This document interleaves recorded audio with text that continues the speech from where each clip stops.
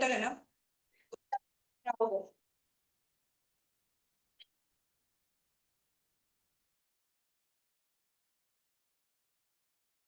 Hello everyone. I hope I'm properly audible to all. ठीक है, चलो नया चैप्टर पढ़ते हैं, क्लबिंग। और चैप्टर का एक और नेम है income of other persons included in assesses total income. आराम से सुनो, पहले चैप्टर इंट्रोड्यूस करती हूँ कि चैप्टर में है क्या, फिर आप लोग मेरे साथ चार्ट बनाना, बुक से रीड करेंगे, आराम आराम से करेंगे। बस पहले पूरा फोकस दूंगी कि जब हम लोगों ने इनकम टैक्स की पहली क्लास लगाई थी, तो इनकम टैक्स की फर्स्ट क्लास में मैंने आप लोगों को एक बात बताई थी that every person is liable to pay income tax on total income earned in previous year in assessment year at the rates mentioned in relevant finance act. I hope सबको वो याद है। मैं फिर से रिपीट कर रही हूँ, हमारी फर्स्ट लाइन थी इनकम टैक्स की that every person is liable to pay income tax। और किस चीज के ऊपर उसने पे करना है? टोटल इनकम के ऊपर। ये इनकम उसने अर्न कब की थी? अर्न की थी उसने प्रीवियस ईयर में। और पे कब करना है? असेसमेंट ईयर में। किस रेट पे पे करना है? जो भी रेट रेलेवेंट फाइनेंस एक्ट में लिखा हो उस रेट के ऊपर पे करना है। फिर हम लोगों ने समझा पर्सन का मतलब क्या होता है। 7 काइंड ऑफ पर्सन होते हैं। हमारे सिलेबस में भी सिर्फ इंडिविजुअल और एचयूएफ की कंप्यूटेशन है, तो हम मेजरली उसके क्वेश्चंस करते हैं। फिर हमने देखा कि टोटल इनकम क्या होता है। तो टोटल इनकम होता है gross total income minus deductions. Deductions, ज्यादातर डिडक्शंस सिर्फ ओल्ड स्कीम में अवेलेबल है। ऐसा नहीं कि न्यू स्कीम में कोई भी डिडक्शन नहीं मिलती, बट 90% ऑफ डिडक्शन सिर्फ ओल्ड स्कीम में मिलती है। ग्रॉस टोटल इनकम क्या होता है? ग्रॉस टोटल इनकम होता है टोटल ऑफ 5 हेड्स। तो कोई भी पर्सन को कोई भी तरह की इनकम अर्न हो रही है, इनकम टैक्स एक्ट उसे 5 अलग अलग हेड्स में डिवाइड करता है। हम उस हेड का बेसिस ऑफ चार्ज या चार्जिंग सेक्शन पढ़ते हैं, और चार्जिंग सेक्शन से हमें पता चलता है कि कौन से इनकम कौन से हेड में टैक्सेबल है। अगर आप लिंक करो, मैंने हर चार्जिंग सेक्शन में 3 वर्ड्स के ऊपर फोकस किया। जैसे सैलरी में मैंने फोकस किया कि अगर एम्प्लॉयर एम्प्लॉय का रिलेशनशिप होगा तो ड्यू और receipt basis which ever is earlier हमें टैक्स देना पड़ेगा। पर इसकी कुछ एक्सेप्शंस थी। एडवांस टैक्स और एरियर्स पे एक बार टैक्स लगेगा, रिसीट बेसिस पे लग जाएगा, ड्यू बेसिस पे नहीं लगेगा। सिमिलरली हाउस प्रॉपर्टी हेड में अगर कोई भी लैंड एंड बिल्डिंग अपॉर्चुनेट देयरटू है, तो जो उसकी एनुअल वैल्यू है, जो ओनर है उसके बेस उस पर टैक्स पे करता है। लीगल ओनर भी हो सकता है, डीम्ड ओनर भी हो सकता है। फिर हमारे पास आया था पीजीवीपी। उसमें भी हमने 3 पार्ट्स बनाए थे कि कुछ इनकम्स तो ऐसी होती है जो कि बिजनेस से रिलेटेड होती है। उसके बाद हमने सेकंड कैटेगरी बनाई थी इंपोर्ट एक्सपोर्ट से रिलेटेड, और कुछ रेयर केसेस, ऐसे 3 पार्ट्स में डिवाइड किया। देन हमारे पास आया था कैपिटल गेन। कैपिटल गेन में हमने पढ़ा ट्रांसफर होना चाहिए, कैपिटल एसेट होना चाहिए, in the year of transfer capital gain applicable हो जाएगा।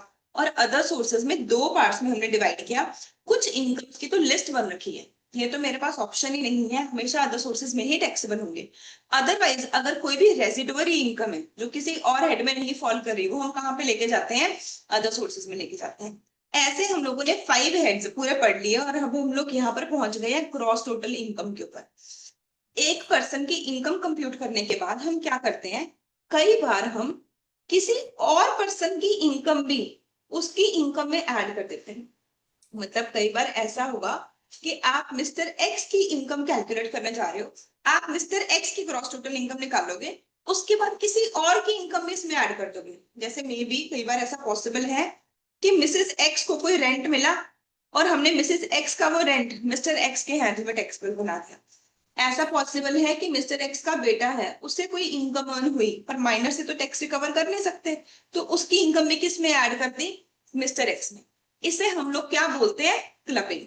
चैप्टर का पूरा नेम है income of other person. Income किसी और की है, किसी और के अकाउंट में पैसे आ रहे हैं, लीगली कागजों में दिख रहा है कि किसी और के पैसे हैं, बट हम उसे उसकी टैक्सेबिलिटी किसके हैंड्स में हो रही है? असेसी के हैंड्स में। तो ऐसा कब पॉसिबल है? ऐसा हम क्यों करेंगे कि किसी और पर्सन की इनकम इसकी इनकम में ऐड हो जाएगी? उसके केसेस क्या क्या है? तो पूरे क्लबिंग चैप्टर के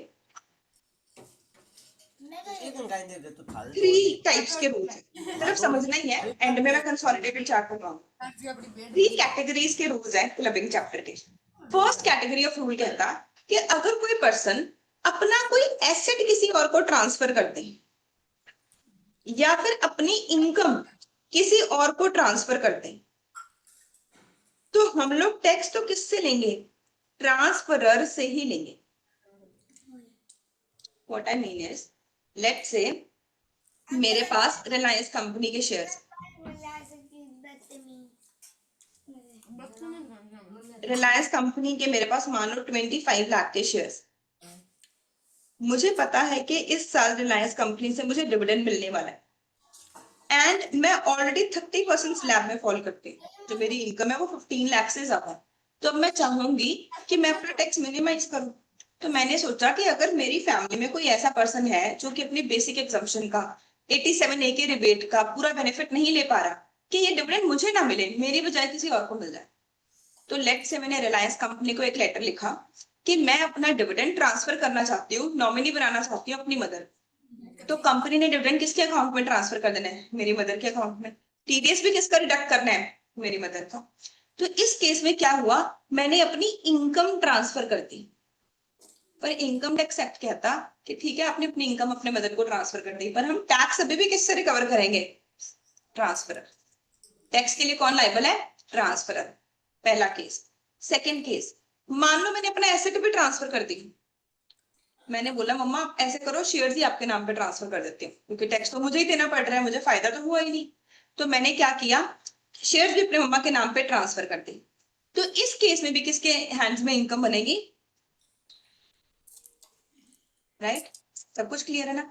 तो अगर कोई पर्सन किसी को कोई इनकम ट्रांसफर कर रहा है या एसेट ट्रांसफर कर रहा है विदाउट कंसिडरेशन, मैं बोल रही हूँ कि मैंने शेयर गिफ्ट में दिए, अगर मान लो मैंने अपने शेयर पियांशु को सेल कर दिए विद कंसिडरेशन दिए, फिर थोड़ी ये रूल लगेगा, फिर तो पियांशु ओनर बन गई है. बट अगर मैंने अपना कोई एसेट ट्रांसफर कर दिया है विदाउट कंसिडरेशन, तो गवर्नमेंट के अकॉर्डिंग उसमें जो इंटेंट है वो टैक्स अवॉइड करना है. ये जो चैप्टर है ना, ये एक दिन में नहीं बना, धीरे धीरे अमेंडमेंट्स आते गई. मतलब गवर्नमेंट ने एक रूल बनाया एंड पता चला कि लोग उस रूल को कवर अप करने के लिए कोई लूप होल ढूंढ के इनडायरेक्ट तरीके से फिर से टैक्स की चोरी कर रहे हैं. तो उसको काउंटर करने के लिए फिर से रूल बनाया. जैसे गिफ्ट का रूल कोई एक दिन में नहीं बना, इवॉल्व होता गया टाइम के साथ साथ, वैसे ये भी इवॉल्व होता है.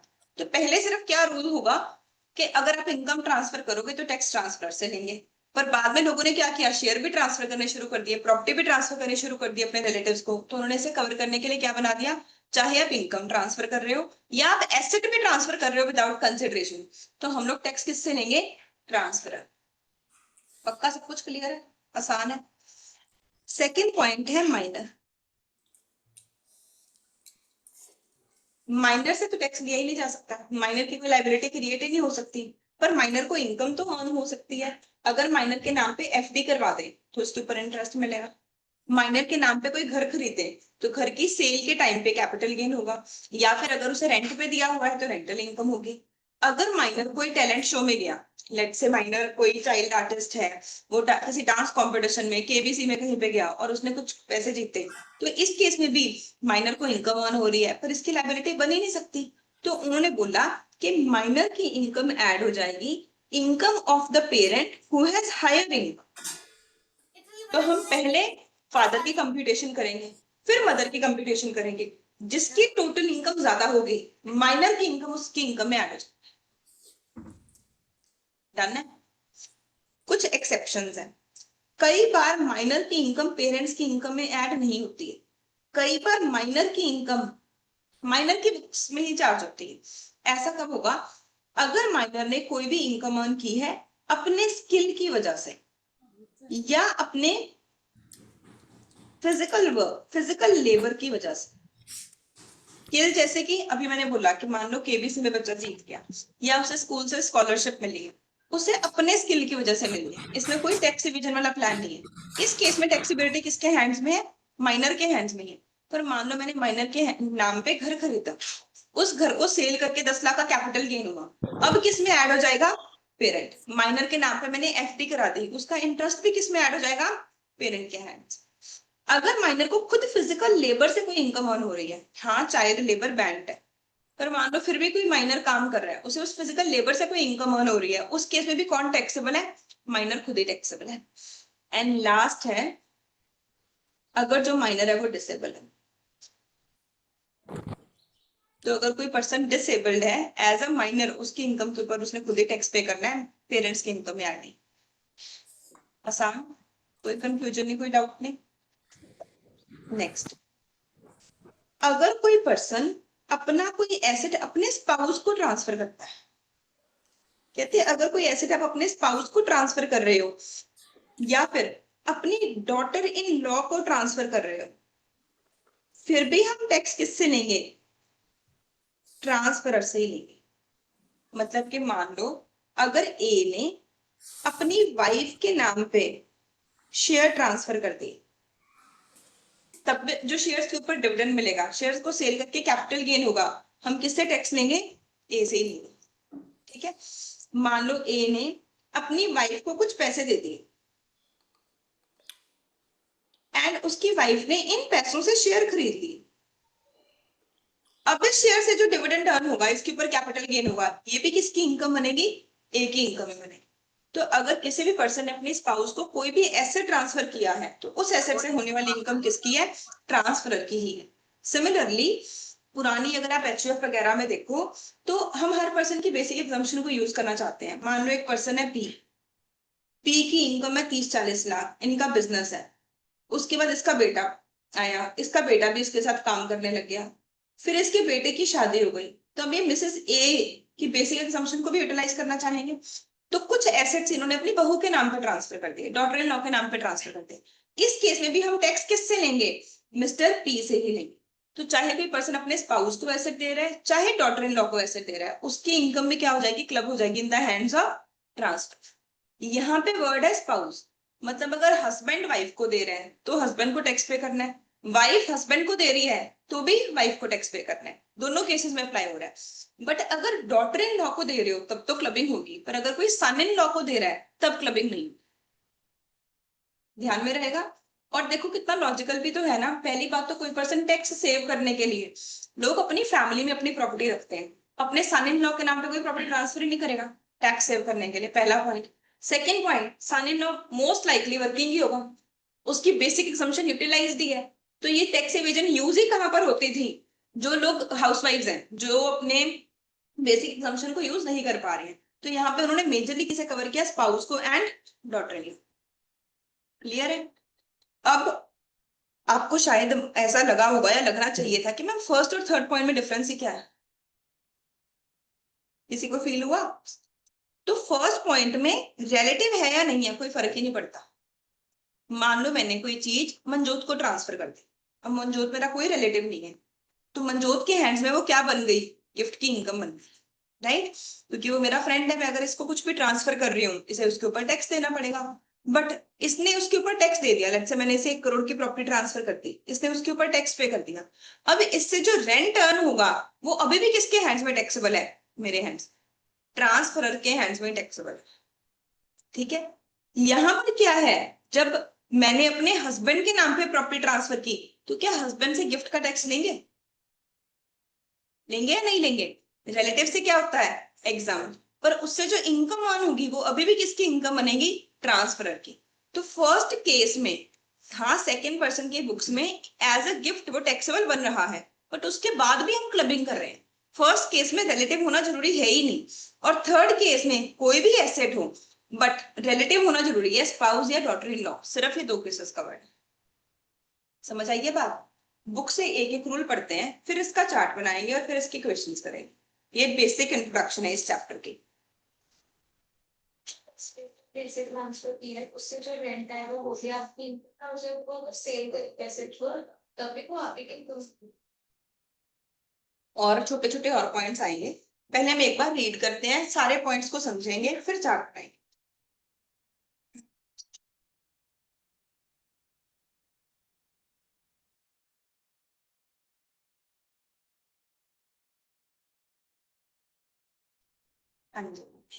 फर्स्ट पॉइंट है income of minor child. Minor child की इनकम क्या होगी? तो उन्होंने बोला कि माइनर चाइल्ड की इनकम टैक्सेबल होगी इन the hands of the parent whose income is more before clubbing। जिस पेरेंट की इनकम क्लबिंग से पहले ज्यादा थी, अगर हस्बैंड की ज्यादा थी तो हस्बैंड में ऐड हो जाएगी, एंड अगर वाइफ की ज्यादा थी तो वाइफ में ऐड हो जाएगी। बट कुछ एक्सेप्शंस हैं, कुछ केसेस में वो टैक्सेबल रहेगी इन the hands of minor only. ऐसा कब कब रहेगा?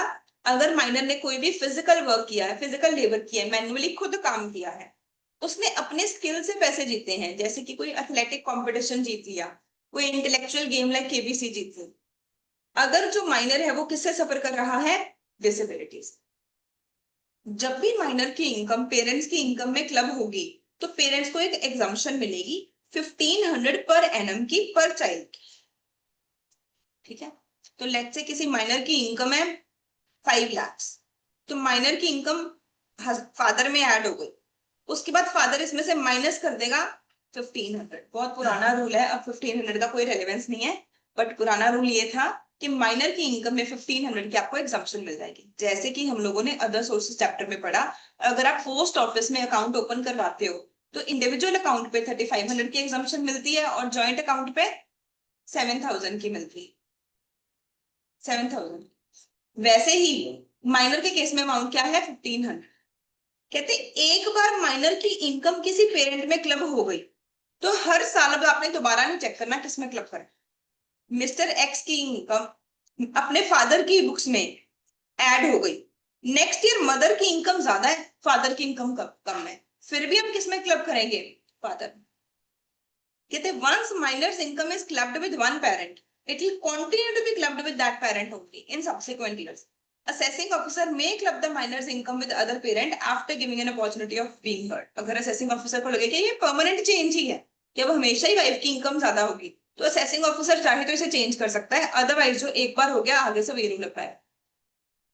Where the marriage of the parents do not subsist, मान लो हस्बैंड एंड वाइफ का डिवोर्स हो गया, तो इस केस में माइनर की इनकम किस में ऐड होगी?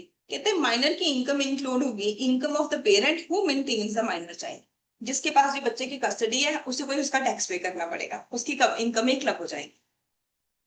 Clubbing provisions are attracted even in respect of minor married daughter. कहते चाहे जो डॉटर है आपकी मैरिड है, माइनर मैरिड डॉटर है, उस केस में भी क्लबिंग होगी।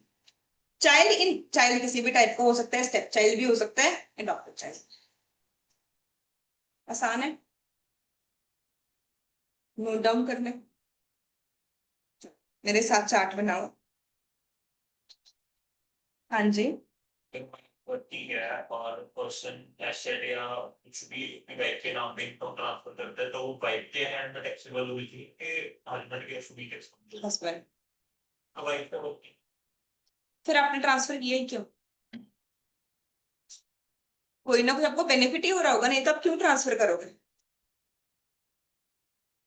ठीक है, income of other persons included in assessee's total income. Three categories में हमारा चार्ट बनेगा। फर्स्ट पार्ट है माइनर। माइनर के केस में रूल क्या है? फर्स्ट रूल है clubbed in hands of parent with higher income.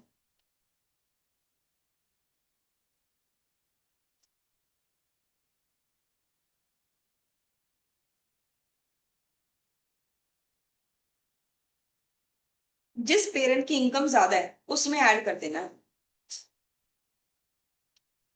Second case है एक्सेप्ट, अगर वो डिसेबल है, उसका कोई स्किल है या कोई manual work,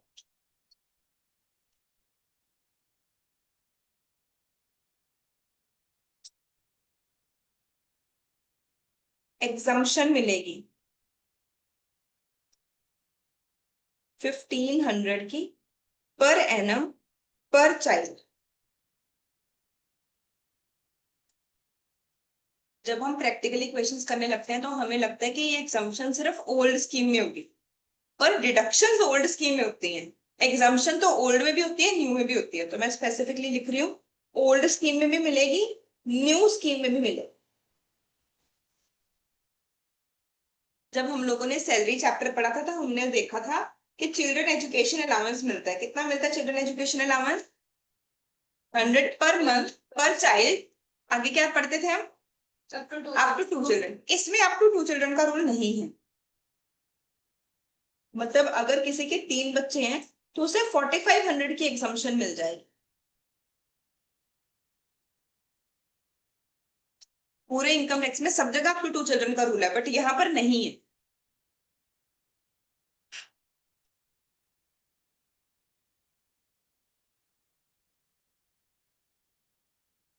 including minor married daughter.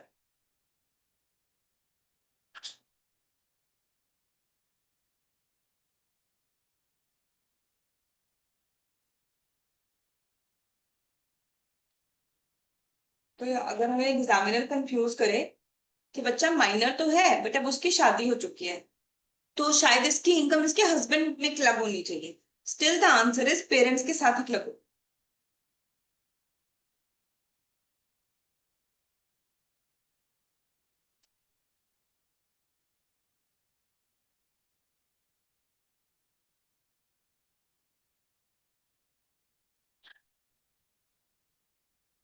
Done है? कुछ डाउट है? सेकेंड पॉइंट पे आते हैं। ये था फर्स्ट पार्ट कि माइनर की इनकम के ऊपर टैक्स पे कौन करता। सेकेंड पार्ट है, अगर किसी पर्सन ने कोई एसेट अपने स्पाउस को ट्रांसफर कर दिया, जब उन्होंने वर्ड लिखा है स्पाउस तो दोनों रूल्स लग गए। हमें साइकोलॉजिकली ऐसा लगता है कि हस्बैंड ने वाइफ को दिया तभी ये रूल लगाना है। वाइफ ने हस्बैंड को दिया, हस्बैंड की इनकम कम है, वाइफ की इनकम ज्यादा है, 30% स्लैब में है, तब भी हमने ये रूल लगाना है। हस्बैंड टू वाइफ और वाइफ टू हस्बैंड। कहते हैं अगर कोई भी पर्सन अपने स्पाउस को कोई एसेट ट्रांसफर कर रहा है, या तो बिना कंसिडरेशन के, उसने कोई पैसे लिए ही नहीं, या इनएडिक्वेट कंसिडरेशन के, प्रॉपर्टी की वैल्यू है 10 करोड़, उसने 2 करोड़ में दे दी अपनी वाइफ, इनएडिक्वेट कंसिडरेशन में दे दी, तो उस एसेट से होने वाली इनकम के ऊपर टैक्स पे कौन करेगा? ट्रांसफर। इनकम रिसीव तो स्पाउस को हो रही है पर उसके ऊपर टैक्स पे करेगा ट्रांसफर। कहते हैं ये प्रोविजन एप्लीकेबल है सिर्फ अगर हस्बैंड एंड वाइफ का रिलेशनशिप एग्जिस्ट करता था at the time of transfer of asset also and at the time of generating the income also. मतलब कि मान लो ए ने अपनी वाइफ को कोई शेयर्स ट्रांसफर किए, उसके बाद सारा रेंट उसकी सारा डिविडेंड उसकी वाइफ को ऑन होता है, उसके बाद दोनों का डिवोर्स हो गया, तो अभी भी टैक्स किसको पे करना पड़ेगा? हस्बैंड को ही पे करना पड़ेगा। सही बोला मैंने? हस्बैंड को ही पे करना पड़ेगा। नहीं, किसको पे करना पड़ेगा? वाइफ को। कहते आपने कब रूल लगाना है, ट्रांसफर से कब टैक्स लेना है? जब एसेट दिया था तब भी हस्बैंड एंड वाइफ का रिलेशनशिप होना चाहिए, जब इनकम अर्न हुई थी तब भी हस्बैंड एंड वाइफ का रिलेशनशिप होना चाहिए। समझ आ गई ये बात? पक्का क्लियर है ना सबको?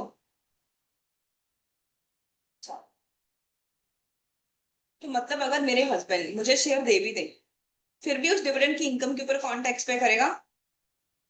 मैं ही पे करूंगी कि मेरे हस्बैंड पे करेंगे? मेरे हस्बैंड पे करेंगे ना। अगर उन्होंने मुझे कोई शेयर ट्रांसफर किए तो जो डिविडेंड है उसके ऊपर टैक्स मेरे हस्बैंड पे करेंगे, ट्रांसफरर पे करेगा। ठीक है, लेट्स से मुझे उन्होंने शेयर्स मेरी मैरिज पे, अब कौन पे करेगा डिविडेंड पे टैक्स?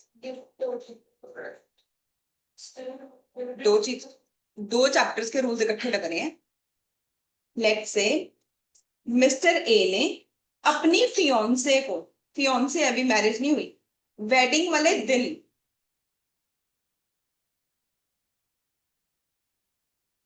कोई प्रॉपर्टी गिफ्ट कर दी या कोई शेयर्स गिफ्ट कर दी। ठीक है, अब बताओ इस प्रॉपर्टी से जो रेंट मिल रहा है एंड जो शेयर्स से डिविडेंड मिल रहा है, एक तो ये क्वेश्चन है इसके ऊपर कौन टैक्स पे करेगा, पहला क्वेश्चन। दूसरा क्वेश्चन है कि जब ये चीजें मिली इसकी टैक्सेबिलिटी का क्या रूल है? जो एसेट ट्रांसफर किया गया इसकी टैक्सेबिलिटी के बारे में क्या रूल?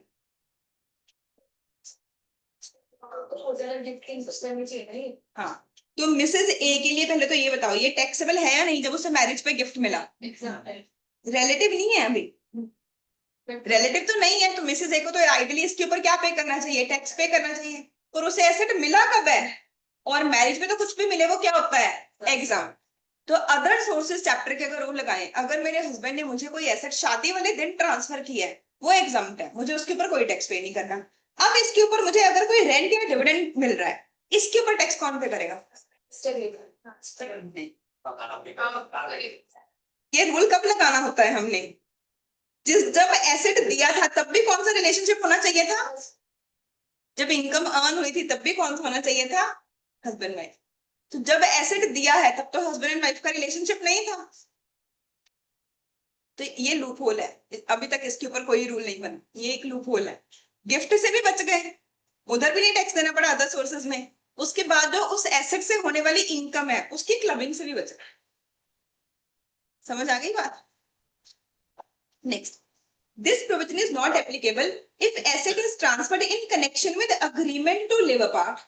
कहते ये रूल आपने नहीं लगाना है अगर मान लो हस्बैंड एंड वाइफ सेपरेट हो रहे हैं, उन्होंने आपस में एसेट्स को डिवाइड कर लिया और हस्बैंड के नाम पे कुछ प्रॉपर्टीज थी जो कि वाइफ को ट्रांसफर हो गई, इस केस में हम ये रूल नहीं लगाएंगे।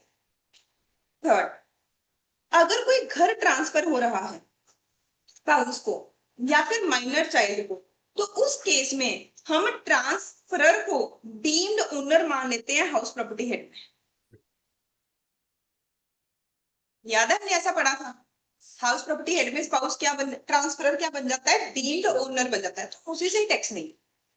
व्हाट आई मीन टू से इज, ध्यान से सुनो सब लोग, अगर मिस्टर ए ने मिसेस ए को कोई घर ट्रांसफर कर दिया, मैं लिखवाऊंगी सब कुछ, और इस घर से कोई रेंट अर्न हो रहा है और कुछ शेयर ट्रांसफर कर दिए, इन शेयर्स से डिविडेंड भी मिल रहा है, शेयर्स को सेल करके कैपिटल गेन भी मिल रहा है।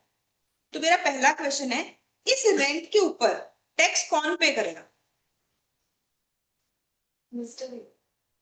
सब लोग बोलो, इस रेंट के ऊपर कौन टैक्स पे करेगा? मिस्टर है। कौन से सेक्शन की वजह से पे करेगा? कौन से रूल की वजह से? क्या ये क्लबिंग टॉपिक का रूल है? तो इसमें तुमने वर्ड यूज क्या करना है? तुम टैक्स तो मिस्टर ए ही पे करेगा, बट हम लोग रूल क्या यूज करेंगे कि हाउस प्रॉपर्टी हेड में ही हमने बताया था कि अगर कोई पर्सन अपने स्पाउस को कोई भी ऐसे ट्रांसफर करता है बिना कंसिडरेशन के, तो हम ट्रांसफरर को डीम्ड ओनर मान लेते हैं। तो हम लोग मिस्टर ए से टैक्स लेंगे, पर हम क्लबिंग वर्ड नहीं यूज करेंगे, हम बोलेंगे हाउस प्रॉपर्टी में मिस्टर ए डीम्ड ओनर बन गया। अगर शेयर दे रहा है, अब हम लोग क्या वर्ड यूज करेंगे? और डिविडेंड और कैपिटल गेन के ऊपर टैक्स पे कौन करेगा? Mister A. मतलब मैं ये कहना चाहती हूँ कि एसेट अगर आप ट्रांसफर कर रहे हो स्पाउस को, सारे एसेट इसमें कवर होते हैं एक्सेप्ट, वैसे हाउस प्रॉपर्टी में भी ट्रांसफरर ही टैक्स देता है, पर उसमें रूल क्लबिंग नहीं लिखना, हमने आंसर में वर्ड यूज करना है डीम्ड।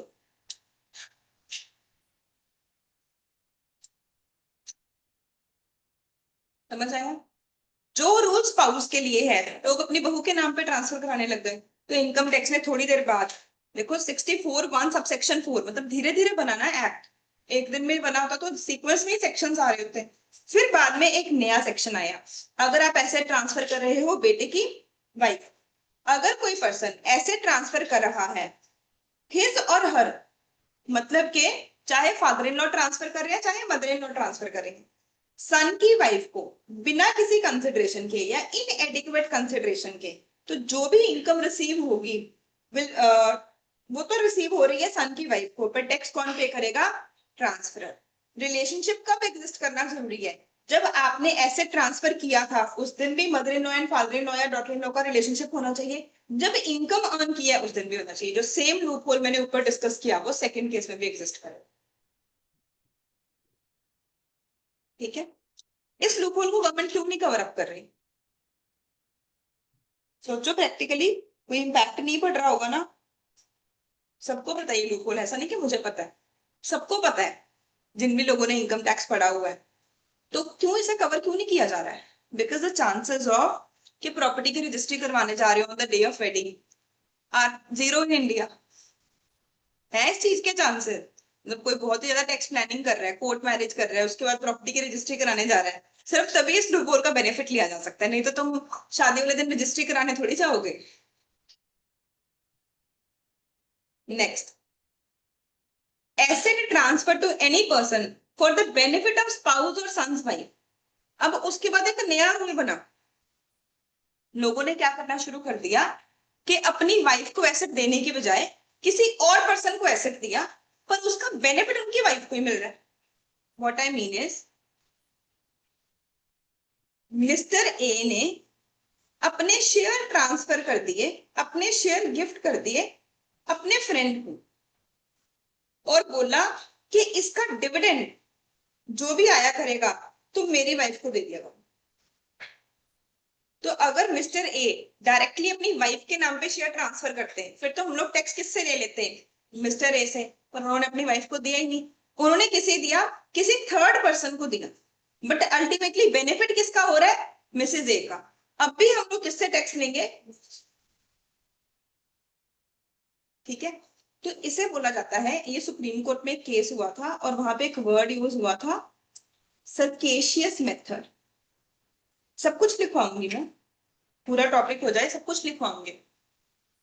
सर्केशियस मेथड, कि तुम कोई भी सर्कल बना रहे हो और घुमा फिरा के ऐसा हो रहा है कि जो बेनिफिट है आपके स्पाउस को या आपकी डॉटर इन लॉ को हो रहा है, तो जो ट्रांसफरर है हम उससे टैक्स दे दें। जैसे कि ये रियल एक केस ही है, मिस्टर ए और मिस्टर बी ने एक प्लानिंग की। मिस्टर ए ने बोला कि मैं तुम्हारी वाइफ के नाम पे 10 लाख की एफडी करा दूं।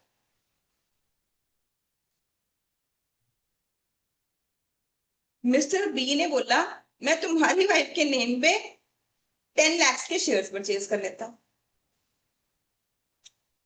तो अब जो स्पाउस को इनकम अर्न होगी, मिसेस ए को डिविडेंड मिल रहा है, इसके ऊपर टैक्स कौन पे करेगा, दोनों ने आपस में क्या बनाया, एक ऐसा सर्कल क्रिएट किया, एक ऐसा मेथड क्रिएट किया कि इनडायरेक्टली बेनिफिट किसे हो रहा है, उनके स्पाउस को हो रहा है। कागजों में तो क्या दिख रहा है कि मिस्टर ए ने मिसेस बी को गिफ्ट दिया है और कोई रिलेशन है ही नहीं है इनके बीच में, बट इस केस में भी हम टैक्स किससे लेंगे, मिस्टर ए से। एंड सिमिलरली इस केस में टैक्स किससे लेंगे, एफडी का जो इंटरेस्ट मिलेगा, मिस्टर बी से।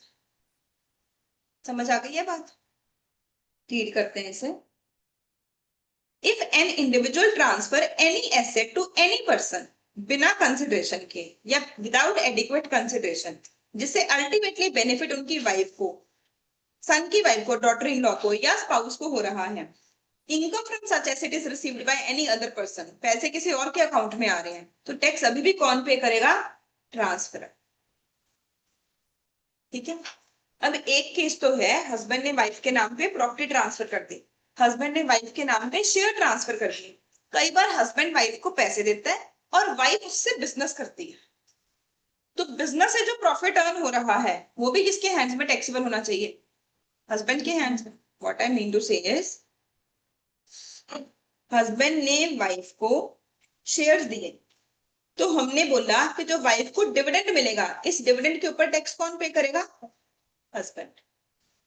हस्बैंड ने वाइफ को कोई प्रॉपर्टी गिफ्ट की, उस प्रॉपर्टी से जो भी रेंट अर्न होगा, इस रेंट के ऊपर भी टैक्स पे कौन करेगा, जब डिविडेंड था तब हम लोग वर्ड यूज करेंगे कि वर्ड कौन सा है, क्लबिंग, और जब प्रॉपर्टी दी तब हम लोग क्या वर्ड यूज करेंगे, कौन से हेड की इनकम बनेगा, डीम्ड वुमन। ऐसा ही हम लोगों ने पढ़ा हुआ है, ठीक है। फिर हस्बैंड ने वाइफ को कैपिटल ही दे दी, पैसे ही दे दी, वाइफ ने उन पैसों से बिजनेस किया, बिजनेस से उसे प्रॉफिट अर्न हुआ, तो इस प्रॉफिट के ऊपर भी कौन टैक्स पे करेगा, समझ आ गई ना। हर चीज की क्लबिंग करनी है। घर शेयर दे रहे हो तो शेयर से डिविडेंड अर्न होता है, डिविडेंड की क्लबिंग हो रही है। घर दे रहे हो तो रेंट मिलता है, उसकी भी क्लबिंग हो रही है, बस वर्ड तीन दोनों यूज होगा। पैसे दे रहे हो तो बिजनेस में प्रॉफिट अर्न होता है, प्रॉफिट की भी क्या हो जाएगी, क्लबिंग हो जाएगी। प्रॉफिट भी किसके हैंड्स में टैक्सेबल होगा, हस्बैंड के हैंड्स में टैक्सेबल। क्या सब कुछ समझ आया, पक्का सब कुछ क्लियर है। मैं आगे चलूं नेक्स्ट कॉन्सेप्ट पे। okay. अब देखो यार, हस्बैंड ने वाइफ को 10 लाख के शेयर दिए, 10 लाख के शेयर्स के ऊपर 1 लाख का डिविडेंड मिला, 1 लाख के ऊपर टैक्स किसने पे कर दिया, हस्बैंड ने पे कर दिया। फिर वाइफ ने इस 1 लाख की एफडी करवा दी, इस एफडी से 10,000 का इंटरेस्ट मिला, ये इंटरेस्ट किसके हैंड्स में टैक्सेबल होगा,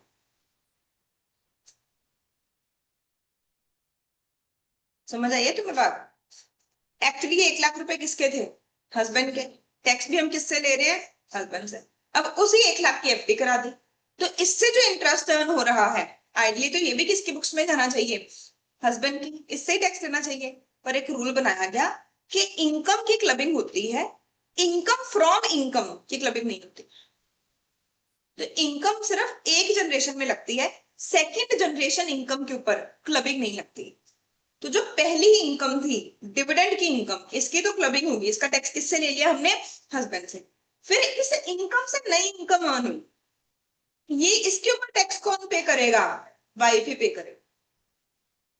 ठीक है, प्रॉपर्टी से रेंट मिला, रेंट के ऊपर टैक्स हमने किससे रिकवर किया, हस्बैंड से, यहाँ पे क्लबिंग हो गई।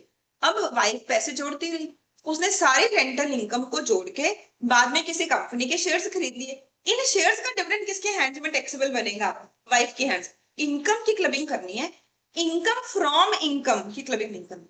तो बेसिकली क्लबिंग चैप्टर में 5 रूल्स है। क्लबिंग चैप्टर का पहला रूल है माइनर, दूसरा रूल है स्पाउस या फिर डॉटर इन लॉ, अगर आप अपने सन की वाइफ को कोई भी एसेट दे रहे हो। तीसरा रूल है किसी भी पर्सन को कोई भी एसेट दे रहे हो। इन तीनों के बाद 2 स्पेशल केसेस आते हैं। पहला स्पेशल केस आता है सर्केशियस मेथड, कि तुमने स्पाउस को या सन की वाइफ को कोई भी एसेट घुमा फिरा के दिया। ठीक है, सेकेंड स्पेशल केस आता है कि इनकम की क्लबिंग करनी है, इनकम फ्रॉम इनकम की clubbing. Make sense to all of you?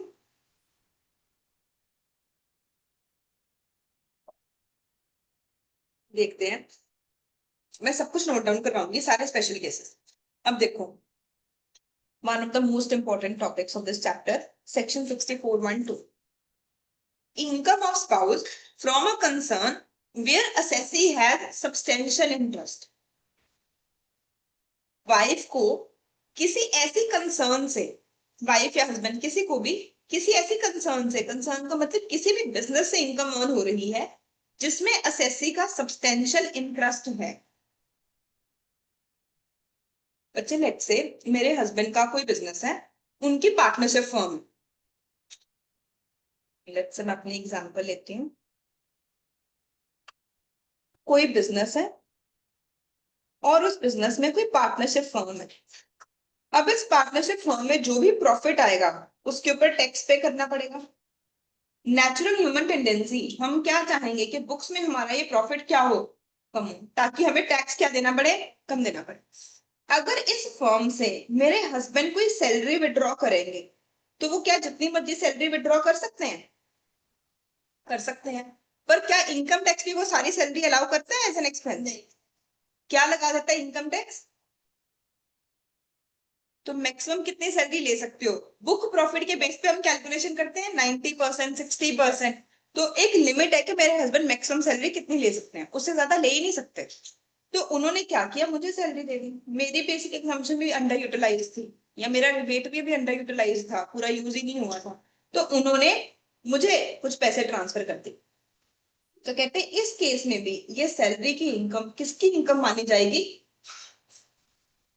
तो अगर अब ये लाइन दोबारा पढ़ो, अब आपको ये लाइन नहीं समझ आएगी। इनकम हो रही है स्पाउस को, कहां से इनकम हो रही है, किसी कंसर्न से, किसी बिजनेस से। कौन से बिजनेस से? जहां पे असेसी का सब्सटेंशियल इंटरेस्ट है। आपके स्पाउस को इनकम हो रही है आपके बिजनेस, जहां आपका बिजनेस मतलब ये नहीं कि आप सोल प्रोप्राइटर हो, अगर आप पार्टनरशिप में हो, कंपनी में हो, आपका सब्सटेंशियल इंटरेस्ट है, आपके पास आपका शेयर 20% से ज्यादा है। समझ आ गई ये बात सबको? कब क्लियर है ना? पर इसकी एक्सेप्शन है, अगर जो आपकी स्पाउस है उसे जिस चीज की सैलरी मिल रही है वो इसके लिए टेक्निकली क्वालिफाइड है। मतलब लेट्स से मैं सच में अपने हस्बैंड की फर्म को सीए की सर्विसेज प्रोवाइड करती हूँ, उनकी जीएसटी और इनकम टैक्स का सारा काम मैं संभालती हूँ, इसलिए उन्होंने मुझे रेम्यूनरेशन पे की। क्या अब भी क्लबिंग होगी? नहीं। अगर स्पाउस भी क्वालिफाइड है, वो अपनी डिग्री की वजह से अर्न कर रही है, उस केस में clubbing. Income of spouse is taxable in the hands of assessee, अगर ये कंडीशंस पूरी हो जाए। इनकम में चाहे सैलरी, बोनस, कमीशन, आप कोई भी नाम यूज करो, और जो आपको रेम्यूनरेशन अर्न हो रही है वो किसी ऐसी ऑर्गेनाइजेशन से हो रही है जहां पे असेसी का सब्सटेंशियल इंटरेस्ट। तो असेसी या उसके कोई भी रिश्तेदार, उनका कोई सब्सटेंशियल इंटरेस्ट है किसी कंपनी में, किसी फर्म में, किसी एओपी या बीओवाई में, सब्सटेंशियल इंटरेस्ट मतलब कि 20% से ज्यादा शेयर है। अब अगर ये आपकी स्पाउस को कोई भी रेम्यूनरेशन देंगे तो उसकी क्लबिंग हो जाएगी। चार्ट से सब कुछ इजीली समझ आ रहा है। एक्सेप्शन, अगर जो रेम्यूनरेशन रिसीव हो रही है वो टेक्निकल या प्रोफेशनल क्वालिफिकेशन की वजह से हो रही है, तब हमने ये रूल नहीं लगाना है। क्या नेक्स्ट पैराग्राफ आप रीड करो, ट्राई टू अंडरस्टैंड दिस, नहीं तो मैं एक्सप्लेन करती हूँ।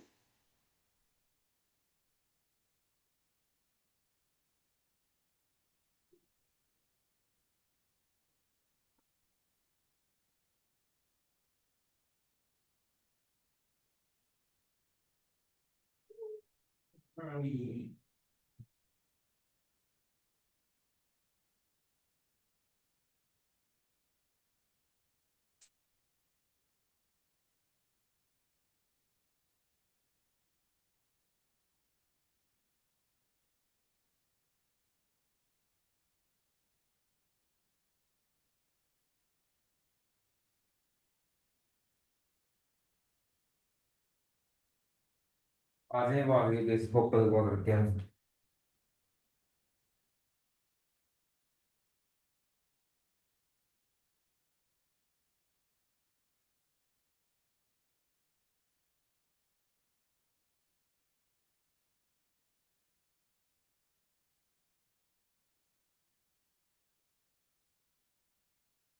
समझ आ गया? एक्सप्लेन करने की कोई जरूरत? मान लो किसी पार्टनरशिप फर्म में मेरा 30% शेयर है, मेरे हस्बैंड का भी 30% शेयर है, मुझे भी सैलरी मिल रही है, मेरे हस्बैंड को भी सैलरी मिल रही है। अब किस में क्लबिंग करें? तो जिसकी income excluding this business income ज्यादा है उसमें दोनों की इनकम क्लब हो जाएगी। डन। तो क्लबिंग चैप्टर के 3 रूल्स। क्लबिंग चैप्टर का पहला रूल है माइनर। माइनर को जो भी इनकम मिलेगी पेरेंट्स के साथ क्लब हो जाएगी। कौन से पेरेंट के साथ क्लब होगी? जिसकी इनकम ज्यादा है। एक्सेप्ट अगर जो माइनर है डिसेबल्ड है तो क्लबिंग नहीं होगी। माइनर के पास कोई स्किल है तब भी क्लबिंग नहीं होगी। माइनर मैनुअल वर्क कर रहा है तब भी क्लबिंग नहीं होगी। जब भी क्लबिंग होगी, चाहे ओल्ड स्कीम है चाहे न्यू स्कीम है, 1500 पर एनम पर चाइल्ड की एग्जम्पशन मिल जाएगी। चाहे जो माइनर है वो मैरिड डॉटर है तब भी क्लबिंग चैप्टर के रूल। सेकेंड केस, स्पाउस और सन्स वाइफ। इसी चार्ट को कंटिन्यू कर रही हूं मैं। Second part of the chart, spouse और सन्स वाइफ। उसी चार्ट में लिखो आप लोग, उसे कोई कंटिन्यू करो। हस्बैंड ने वाइफ को दिया और वाइस वर्सा। ये इसलिए जरूरी है क्योंकि साइकोलॉजिकली हम कई बार सिर्फ ये सोचते हैं कि हस्बैंड टू वाइफ ही रूल लगेगा। ठीक है। मदर इन लॉ या फादर इन लॉ ने बेटे की वाइफ को दिया,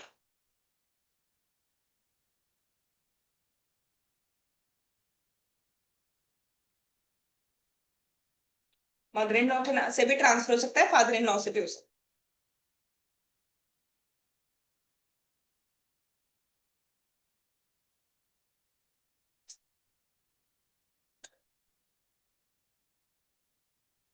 फर्स्ट पॉइंट, अगर एक्स ने मिसेस एक्स को शेयर्स दिए हैं तो डिविडेंड या capital gain mister X liable है टैक्स के लिए।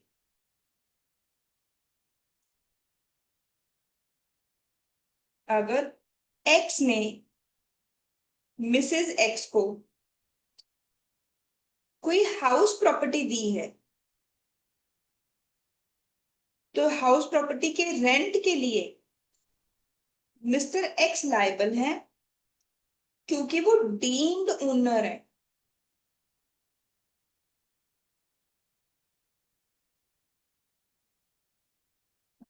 एक्स ने मिसेस एक्स को कोई फंड्स दिए हैं, पैसे दिए हैं, तो इस केस में बिजनेस के ऊपर जो प्रॉफिट होगा उसके लिए भी कौन लायबल है? Mr X liable.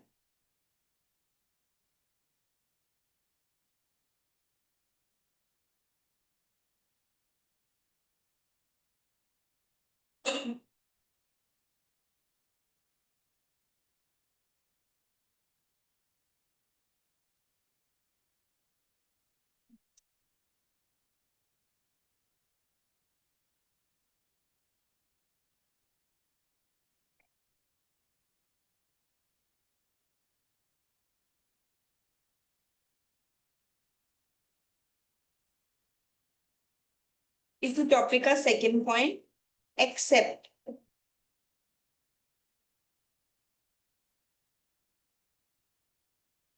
agreement to live apart.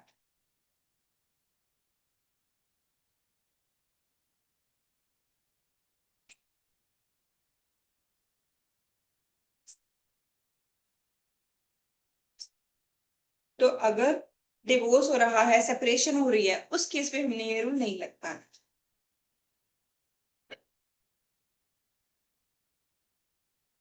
Relationship exist करना चाहिए at time of transfer and at time of generation of income. जो रिलेशनशिप है हस्बैंड एंड वाइफ का, जब एसेट ट्रांसफर किया था तब भी होना चाहिए, जब इनकम जनरेट हुई है तब भी होना चाहिए।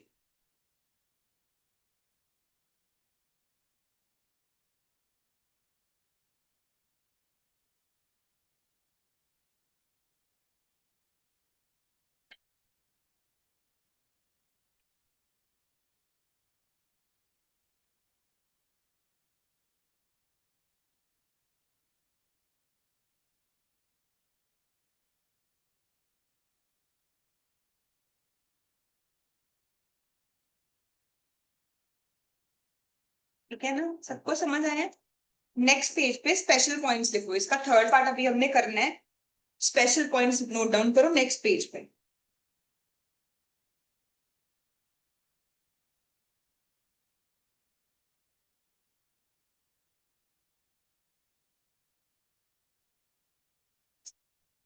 Clubbing is under same head. जब भी क्लबिंग होगी तो जो इनकम है वो सेम हेड में ही क्लब होगी। मतलब कि अगर मिसेस एक्स को डिविडेंड मिला है तो डिविडेंड अदर सोर्सेज की इनकम होती है, तो मिस्टर एक्स की भी अदर सोर्सेज की इनकम ही बनेगी।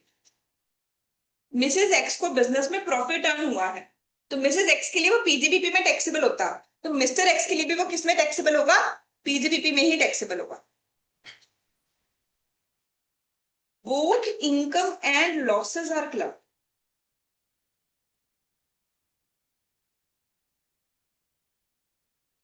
इनकम की भी क्लबिंग करनी है, लॉस की भी क्लबिंग करनी है। मतलब मान लो वाइफ को बिजनेस में लॉस हो गया, तो लॉस भी तो एसेट होता है इनकम टैक्स में। असेसी कहता मैं अपने अगर तुम इनकम की क्लबिंग करोगे तो मैं लॉस का भी बेनिफिट लूंगा, तो कहते लॉस की भी क्लबिंग हो। Both income and losses are club. Circuitous method.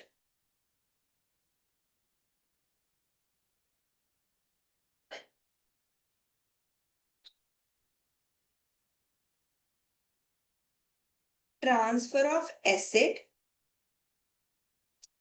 To third party. कागजों में दिख रहा है कि हमने कोई एसेट थर्ड पार्टी को दिया है।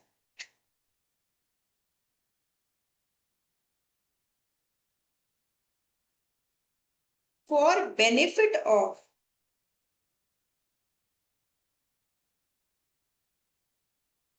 स्पाउस और सन्स वाइफ, पर अल्टीमेटली जो बेनिफिट हो रहा है वो स्पाउस या सन की वाइफ को हो रहा है।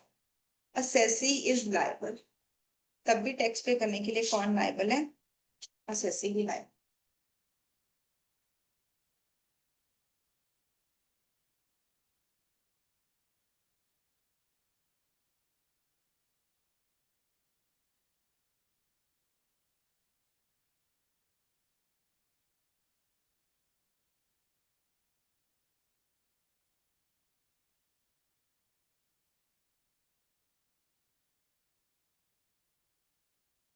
अगर कोई कंपनी है एक्स लिमिटेड जिसमें मिस्टर एक्स के पास जो शेयर्स है मोर देन 20% है,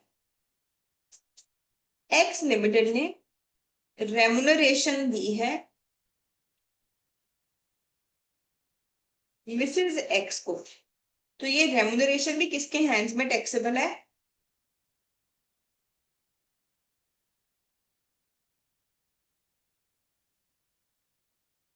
अगर आपको किसी ऐसी कंपनी से, फर्म से कोई इनकम अर्न हो रही है जिसमें आपके स्पाउस का सब्सटेंशियल इंटरेस्ट है, तो पैसे मिल चाहे मिसेज एक्स को रहे हैं, पर हम लोगों ने टैक्स किससे रिकवर करना है? मिस्टर एक्स से। मैं साथ में वर्ड लिख रही हूँ वाइस वर्सा। रिवर्स भी हो सकता है कि वाइफ का शेयर था और हस्बैंड को सैलरी मिल रही है।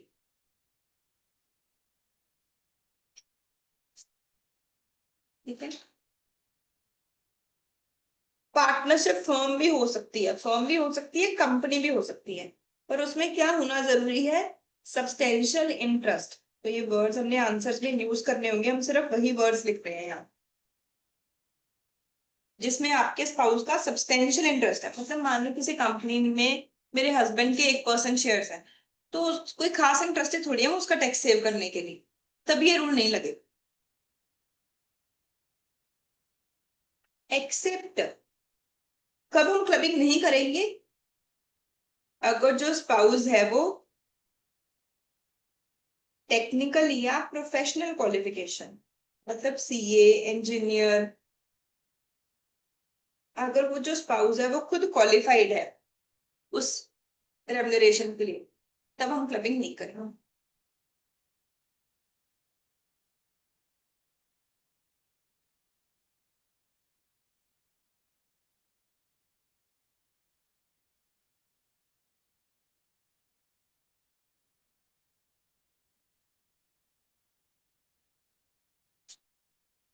Income is clubbed but income from income is not clubbed. इसी चीज को कई जगह वर्ड यूज किया जाएगा, second generation income is not clubbed.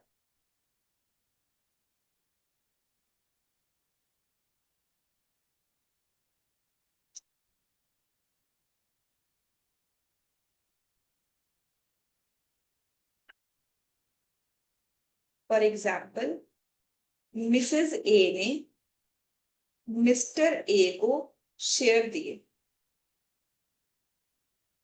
तो जो डिविडेंड है taxable in hands of Mrs A.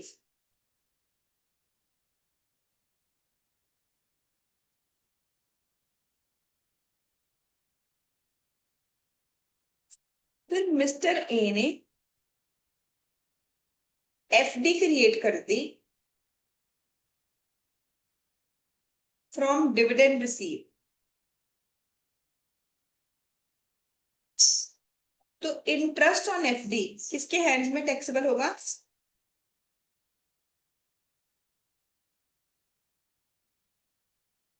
Mister A, जिसकी इनकम थी उसके हैंड्स में ही टैक्सेबल होगा।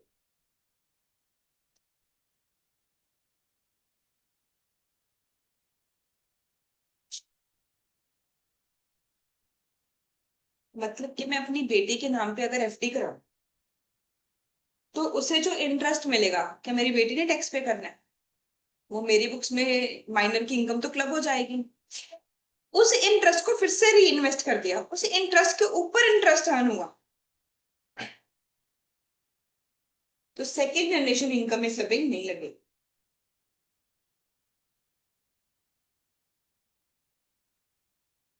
क्या ना?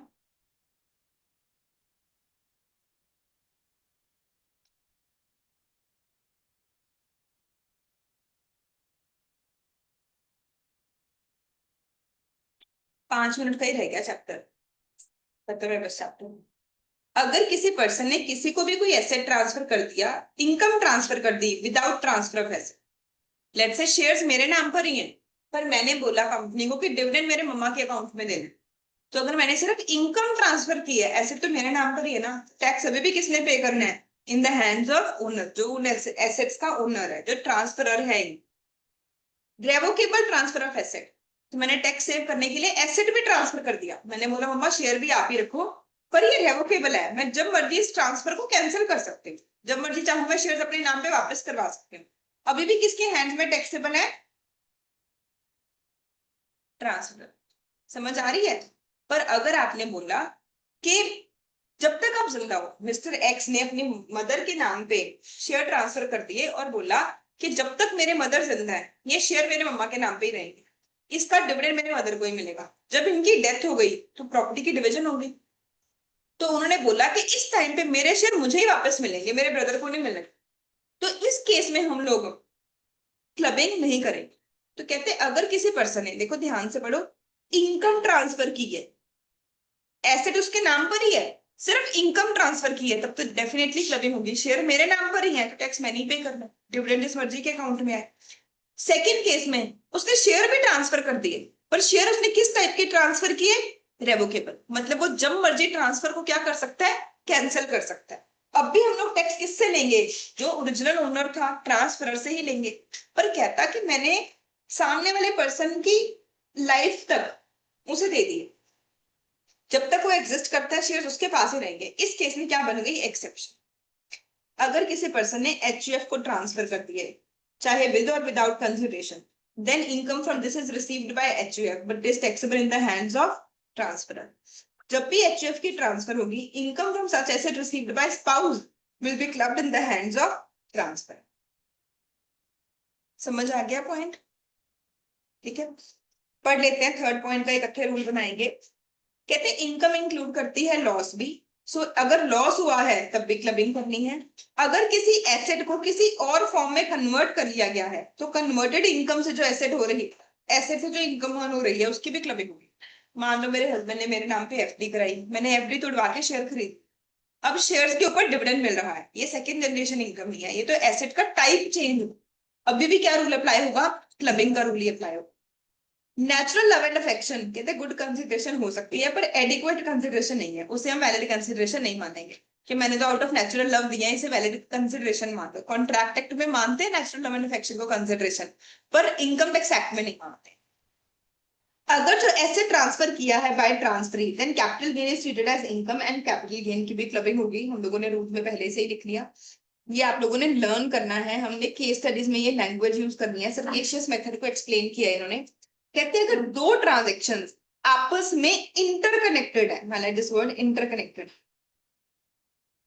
मिस्टर ए ने अपने फ्रेंड की वाइफ के नाम पे एफडी कराई, तो देखने में लग रहा है कि कुछ क्या हुआ है, सेसिंग ऑफिसर क्यों क्लबिंग कर रहा है? कहता पर इसका लिंक देखो ना, मिस्टर बी ने मिस्टर ए की वाइफ के नाम पे शेयर खरीदे, दोनों ट्रांजेक्शन्स क्या है? आपस में कनेक्टेड है and part of the same transaction. तो हम लोग ये मान के चलेंगे कि आपने कोई तरीका ढूंढा है टैक्स की चोरी का, और हम लोग इसे क्या बना देंगे? क्लबिंग। तो आपके आंसर में दो वर्ड मिलने दिखने चाहिए, interconnected and a device for evasion of. इसे सर्केशियस मेथड या क्रॉस गिफ्ट्स बोलते हैं। ये एग्जांपल ध्यान से देखो, मैं आगे एक्सप्लेन करती हूँ।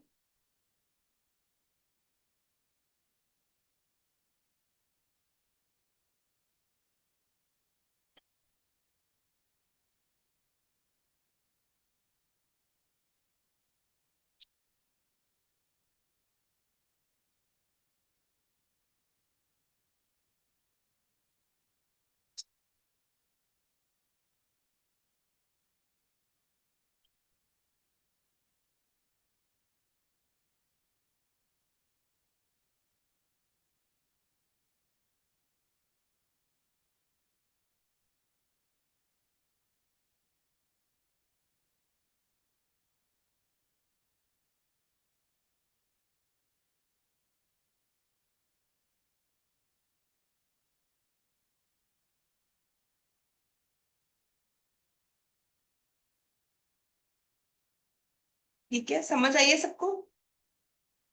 इसमें उन्होंने स्पेशली बहुत अच्छी एग्जांपल बनाई है। एक केस में अमाउंट है 12 लाख और एक केस में अमाउंट है 8 lakh.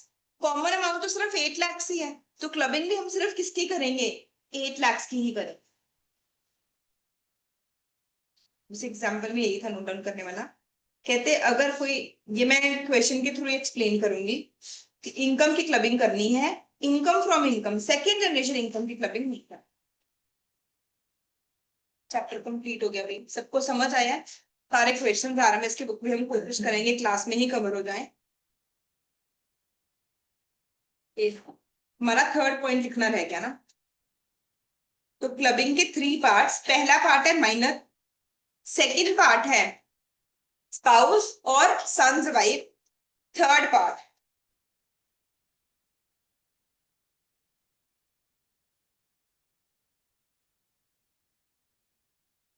Not relative.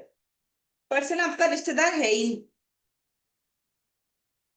First case में क्या था, आपका रिश्तेदार था, आपका बच्चा था, माइनर की इनकम क्लब हो रही है। सेकेंड केस में फिर से आपका रिलेटिव था, स्पाउस या सन्स वाइफ। थर्ड केस में आपका रिलेटिव नहीं है, फिर भी क्लबिंग हो रही। ऐसा कब करना है? Transfer of income without transfer of asset. Asset किसी और के नाम पे है,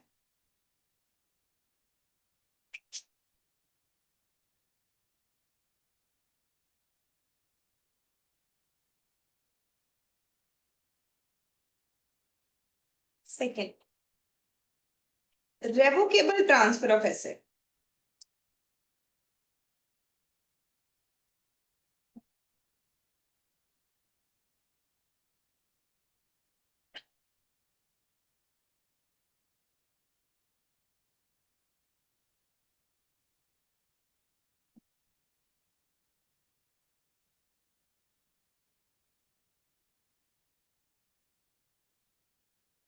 एक्सेप्ट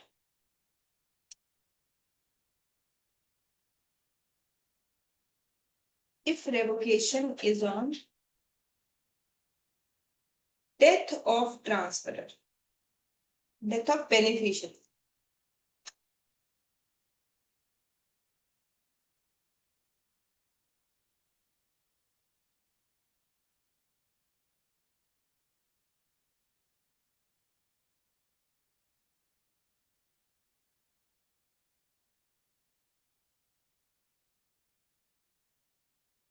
जहां हम लोगों ने स्पेशल पॉइंट्स में सरकेशियस मेथड लिखा है, वहां पे आप लोग ब्रैकेट में क्रॉस गिफ्ट वर्ड भी मेंशन कर लो। इसी को ही क्रॉस गिफ्ट भी बोलते हैं।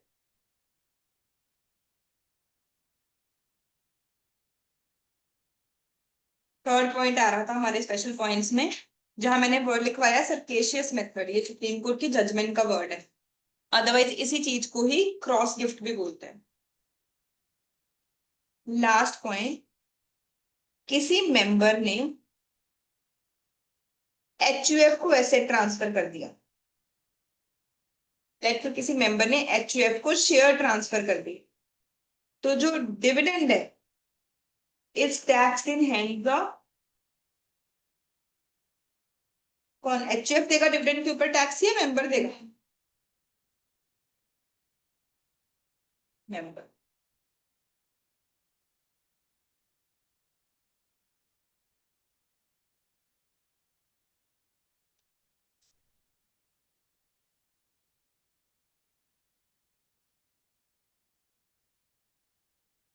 अब देखो नेक्स्ट केस, मेंबर ने शेयर दे दिए एचयूएफ को, क्या? फिर एचयूएफ की पार्टीशन हो गई। तो जब एचयूएफ की पार्टीशन होगी, सारे एसेट्स ट्रांसफर कर दिए जाएंगे मेंबर्स को। लेट से ये वाले शेयर मेंबर के स्पाउस को मिल गए। अब जब पार्टीशन हुई, क्या कैपिटल गेन लगेगा? Very good. सेक्शन 47 में ये एग्जम्प्ट ट्रांसफर है। तो पहले तो अगर एचयूएफ मेंबर को कोई चीज ट्रांसफर करेगी तो कोई भी कैपिटल गेन नहीं लगे।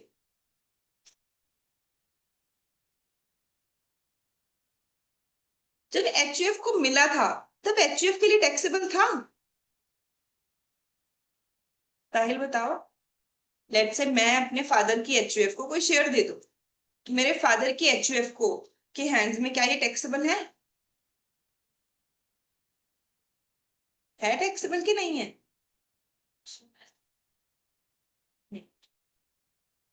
गिफ्ट फ्रॉम मेंबर इज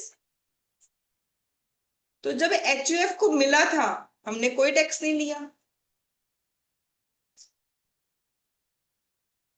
हमने HUF से गिफ्ट की इनकम बना सकते थे ना, पर अगर HUF को मेंबर से कुछ भी मिले वो क्या होता है, एग्जाम्प्ट गिफ्ट।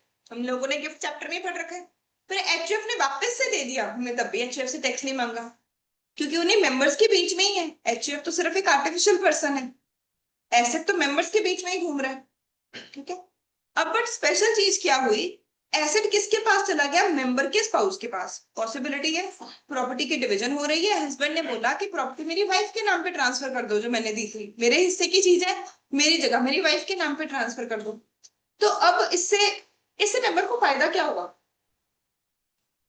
अगर हस्बैंड की 30% वाली स्लैब है और वाइफ की बेसिक फंक्शन अनयूटिलाइज्ड है, तो वो बोलेगा वाइफ के नाम पे ट्रांसफर कर दो, ताकि रेंट के ऊपर मुझे टैक्स पे ना करना पड़े। क्योंकि अगर मेंबर डायरेक्टली अपनी वाइफ को देता, फिर तो हम लोग क्या लगा देते, डीम्ड ओनर वाला रूल लगा देते।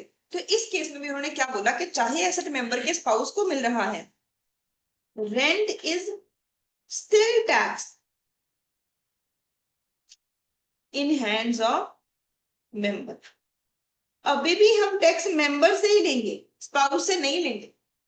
पहले भी मेंबर से ही ले रहे थे। देखो फर्स्ट केस क्या है, पहले भी टैक्स किससे ले रहे थे, हम मेंबर से ही ले रहे थे। घूम फिर के मेंबर के स्पाउस के पास आ गया, टैक्स हम फिर भी किससे ले रहे हैं, मेंबर से ही ले रहे हैं। मैंने काफी सारे चैप्टर्स बीच में कवर किए, अदर सोर्सेस का गिफ्ट भी कवर किया, कैपिटल गेन का एग्जाम ट्रांसफर भी कवर किया।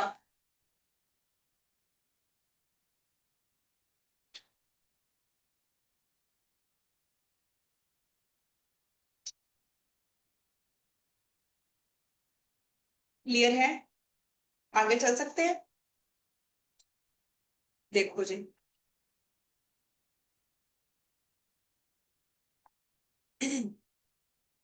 RMS की बुक का क्वेश्चन नंबर 1, कटिंग का 5 मार्क्स का क्वेश्चन आता है, और काफी बार MCQ भी आता है। और जो नेक्स्ट चैप्टर है सेटअप, जैसे इसको एक दिन लगेगा ना, सेटअप को भी एक ही दिन लगेगा, और उसका हमेशा 7 मार्क्स का इंडिपेंडेंट क्वेश्चन आता है। जैसे रेजिडेंशियल स्टेटस का किसी के साथ कोई लिंक नहीं, अगर आप पुराने पेपर देखोगे सेटअप का भी हर बार 7 मार्क्स का क्वेश्चन आ रहा है। तो कल वाली क्लास जरूर लगानी है और अच्छे से होमवर्क करना है दोनों चैप्टर्स। इससे आसान तुम्हें क्या मिलेगा टैक्स में, जो आज हमने पढ़ा है, पहली बार चैप्टर पढ़ा और 1 घंटे में कवर हो गया। कोई हमने फास्ट स्पीड नहीं रखी, नॉर्मल स्पीड में 1 घंटे में कवर हो गया। मिस्टर ए के 3 बच्चे हैं, 2 ट्विन डॉटर्स हैं, एज है 12 एंड एक बेटा है जिसकी एज है 16। ट्विन डॉटर्स की इनकम है 2000 पर एनम ईच एंड बेटे की इनकम है 1200 पर एनम। मिसेस ए ने ट्रांसफर किया अपना फ्लैट अपने बेटे को out of natural love and affection. जो फ्लैट है वो रेंट पे दिया गया on the same day and the rental income from the flat is 10,000 per month. Flat से जो रेंट अर्न हो रहा है दैट इज 10,000 पर मंथ। हमें इनकम कंप्यूट करनी है माइनर चिल्ड्रन की, जो कि मिस्टर ए या मिसेस ए में क्लब होगी। एज्यूम करके चलो कि जो मिस्टर ए की टोटल इनकम है वो हायर है मिसेस ए की टोटल इनकम से, before including minor's income, and both Mr A and Mrs A old scheme में रिटर्न फाइल कर रहे हैं, दोनों ही ओल्ड स्कीम में रिटर्न फाइल कर रहे हैं। सॉल्व करें क्वेश्चन। अब देखो पहले तो हमारे पास इनकम कौन कौन सी आई। पहली इनकम आई है कि दोनों डॉटर्स को 2000 रुपीज की कोई इनकम अर्न हो रही है। मुझे नहीं बताया क्या सोर्स क्या है, बस उन्होंने ये बताया डॉटर्स को 2000 पर एनम की इनकम अर्न हो रही है और बेटे को 1200 की इनकम अर्न हो रही है। उसके बाद वाइफ ने अपने बेटे को एक घर दिया है और उस घर से रेंट अर्न हो रहा है 10,000 पर मंथ। इस घर का रेंट देखना किसकी इनकम में ऐड होगा, वो हमें ये बता रहे हैं कि जो हस्बैंड है उसकी इनकम वाइफ से ज्यादा। माइनर की इनकम किस में ऐड होती है, जिसकी इनकम ज्यादा। तो उन्होंने आंसर में देखो सबसे पहले क्या वर्ड यूज किया हमारे पास, total taxable income in respect of minor children in the hands of mister. यहाँ पर ही पहला रूल अप्लाई हो गया। हम क्लबिंग मिस्टर ए के हैंड्स में कर रहे हैं, मिसेस ए में नहीं कर रहे, क्योंकि मिस्टर ए की इनकम ज्यादा है। दोनों बच्चों की इनकम कितनी आ गई, दोनों डॉटर्स की 2000 इंटू 2 माइनस एग्जाम्पशन कितनी मिलती है हमें 1500 पर एनम पर चाइल्ड। अब देखो वो जानबूझ के हमें बच्चों की एज भी बता रहे हैं। आपको पता है हम लोगों ने ऐसा पढ़ा हुआ था कि अगर पहले सिंगल चाइल्ड था बाद में ट्विंस हुए हैं तो 3 बच्चों की भी एग्जाम्पशन मिल जाती है। अगर पहले ट्विंस थे बाद में सिंगल चाइल्ड हो तो सिर्फ कितनों की एग्जाम्पशन मिलती है? 2 बच्चों की एग्जाम्पशन मिलती है। तो पहले बेटा था 16 साल का, फिर 2 डॉटर्स है 12 ईयर्स की, तो इसका मतलब पहले सिंगल चाइल्ड था, बाद में ट्विंस है। पर अदरवाइज भी सेक्शन में हमने क्या पढ़ा है, अप टू 2 चिल्ड्रन वाला रूल है ही नहीं है, तो हमने तो तीनों की एग्जाम्पशन देनी है। तो जो डॉटर्स की इनकम है 1500 इंटू 2 3000 की एग्जाम्पशन मिल गई, 1000 ऐड हुआ। एंड जो माइनर सन की इनकम है वो 1200 थी, सारी ही एग्जाम्प्ट हो गई, तो 1000 क्या हो गया, क्लब हो गया। फर्दर कहते सेक्शन 27 हाउस प्रॉपर्टी हेड के अकॉर्डिंग इस घर का डीम्ड ओनर ही कौन है, मिसेज ए। तो वैसे तो माइनर की इनकम किसमें क्लब होती है, income of parent with higher income, तो हायर इनकम मिस्टर ए की है, तो बच्चों की इनकम किसमें ऐड हो रही है, मिस्टर ए में हो रही है। पर क्लबिंग का रूल नहीं, हाउस प्रॉपर्टी के रूल की वजह से जो रेंटल इनकम है वो किसमें जाएगी, मिसेज ए। तो मिसेज ए की इनकम बनेगी 1,20,000 का रेंट, 30% की स्टैंडर्ड डिडक्शन 84,000। समझ आया सबको? सेकेंड, मिस्टर शर्मा के 4 बच्चे हैं, 2 daughters and 2 sons. Annual income है डॉटर्स की 9,000 and 4,500 और बेटों की 6,200 and 4,300। डॉटर जिसकी इनकम है 4,500, उसे डिसेबिलिटी को कंप्यूट करो amount of income earned by minor children to be clubbed in the hands of Mr Sharma, assuming कि वो ओल्ड स्कीम में जा रहे हैं, न्यू स्कीम से शिफ्ट कर रहे हैं। तो देखो कौन कौन से इनकम क्लब करोगे, चारों क्लब करोगे? सिर्फ ये तीनों इनकम क्लब होंगी। जो बच्चा डिसेबल है, तो अगर कोई पर्सन मैनुअल वर्क से इनकम अर्न कर रहा है, अपने स्किल की वजह से अर्न कर रहा है, या वो डिसेबल है, उस केस में हम क्लबिंग करते ही नहीं है। तो 4500 वाली इनकम क्लब नहीं होगी, बाकी इनकम क्लब हो जाएंगी। कहते हैं, in computing the total income of an individual, all the income accruing or arising to minor child will be included. However, income of minor child जो कि disable है would not be included in income of the parent, but would be taxable in the hands of minor child himself. और minor child को एक deduction भी मिल जाएगी, जो कि हम डिडक्शन चैप्टर में पढ़ेंगे। इस सेक्शन के अकॉर्डिंग जब भी किसी पर्सन के हैंड में उसकी माइनर की इनकम ऐड हो रही है, उसे एग्जाम्पशन मिलेगी, जो भी इनकम है, या 1500 विच एवर इज लेस। तो एक बेटी की इनकम थी 9,000, उसमें 1500 की एग्जाम्पशन मिल गई। 2 बेटों की इनकम थी 6,200 प्लस 4,300, 1500 पर चाइल्ड की एग्जाम्पशन मिल गई, तो टैक्सेबल इनकम बन गई 15। कोई भी कंफ्यूजन? बहुत आसान क्वेश्चन। थर्ड, मिस्टर ए के पास किसी कंपनी के 25% शेयर है। Mrs A computer software programmer के फॉर्म में काम कर रही हैं इस कंपनी में, जिसकी सैलरी है 30,000 per month. She is however not qualified for the job, वो इस जॉब के लिए क्वालिफाइड नहीं है। मिस्टर ए और मिसेज ए की कोई और इनकम है 7 लाख एंड 4 लाख रिस्पेक्टिवली। देखो हमें क्या कुछ बताया गया क्वेश्चन में। मिस्टर ए की इनकम है 7 लाख, मिसेज ए की इनकम है 4 लाख। पहले तो हमें ये इन्फॉर्म किया गया। उसके बाद एक कंपनी है एक्स प्राइवेट लिमिटेड, जिसमें मिस्टर ए के 25% शेयर है। तो एक कंपनी है एक्स प्राइवेट लिमिटेड, जिसमें कि मिस्टर ए के 25% शेयर है, मतलब कि उनका सब्सटेंशियल इंटरेस्ट है। इस कंपनी ने मिसेस ए को सैलरी दी है, कितनी सैलरी दी है, 30,000 पर मंथ। कंपनी ने मिसेस ए को सैलरी दी 30,000 पर मंथ, और जो मिसेस ए है वो इस काम के लिए क्वालिफाइड नहीं है। तो अब हमें टोटल इनकम कैलकुलेट करनी है न्यू स्कीम के अंदर। तो बताओ ये 30,000 की सैलरी किसकी इनकम में ऐड हो जाएगी, मिस्टर, कितनी ऐड होगी न्यू स्कीम के अकॉर्डिंग? पहले तो कौन से हेड की इनकम बनेगी? तो मैंने क्लबिंग के स्पेशल पॉइंट्स में पहला पॉइंट ही क्या लिखवाया, सेम हेड में जाएगा। अगर मिसेस ए की सैलरी की इनकम बनती है, तो मिस्टर ए की भी कौन सी इनकम बनेगी, सैलरी इनकम बन जाएगी, साथ में क्या मिल जाएगी। तो अपने आप दिमाग लगाना है, जब भी आप क्लबिंग करोगे, हाउस प्रॉपर्टी की 30% की स्टैंडर्ड डिडक्शन भी देनी है, सैलरी की न्यू स्कीम में 75, ओल्ड स्कीम में 50,000 की एग्जाम्पशन। ठीक है ना? सेकेंड पॉइंट कहते हैं, क्या आपके आंसर में कोई चेंज आता है अगर मिसेस ए इस काम के लिए क्वालिफाइड होती? यस, उस केस में इनकम किसके हैंड्स में टैक्सेबल होती? आंसर पढ़ दो एक बार।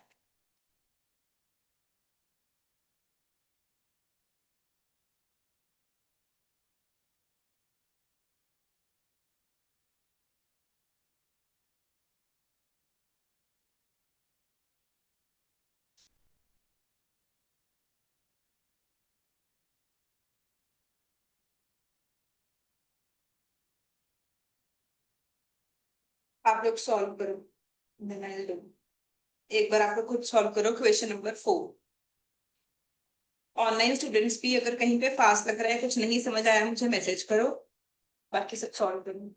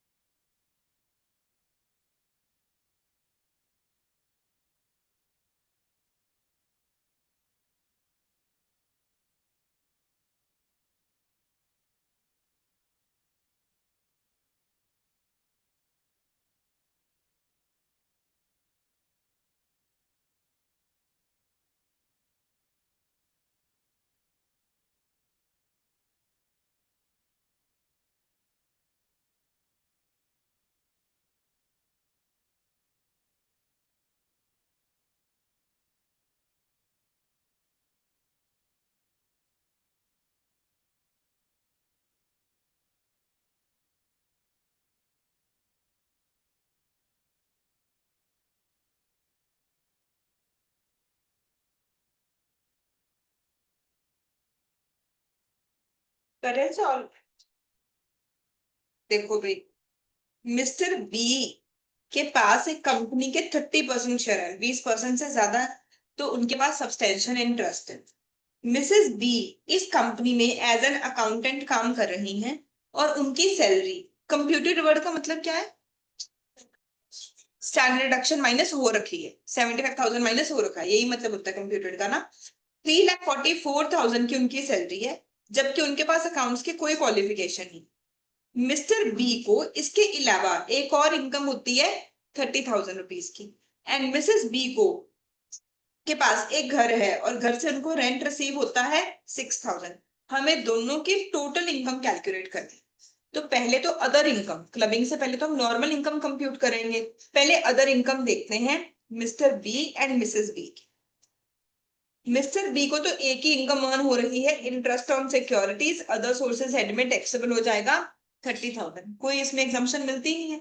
अदर सोर्सेज में रिडक्शन किस किस चीज में मिलती है, डिविडेंड के केस में। डिविडेंड में कितनी रिडक्शन मिलती है मैक्सिमम, वेरी गुड, सिर्फ इंटरेस्ट ऑन लोन की 20%।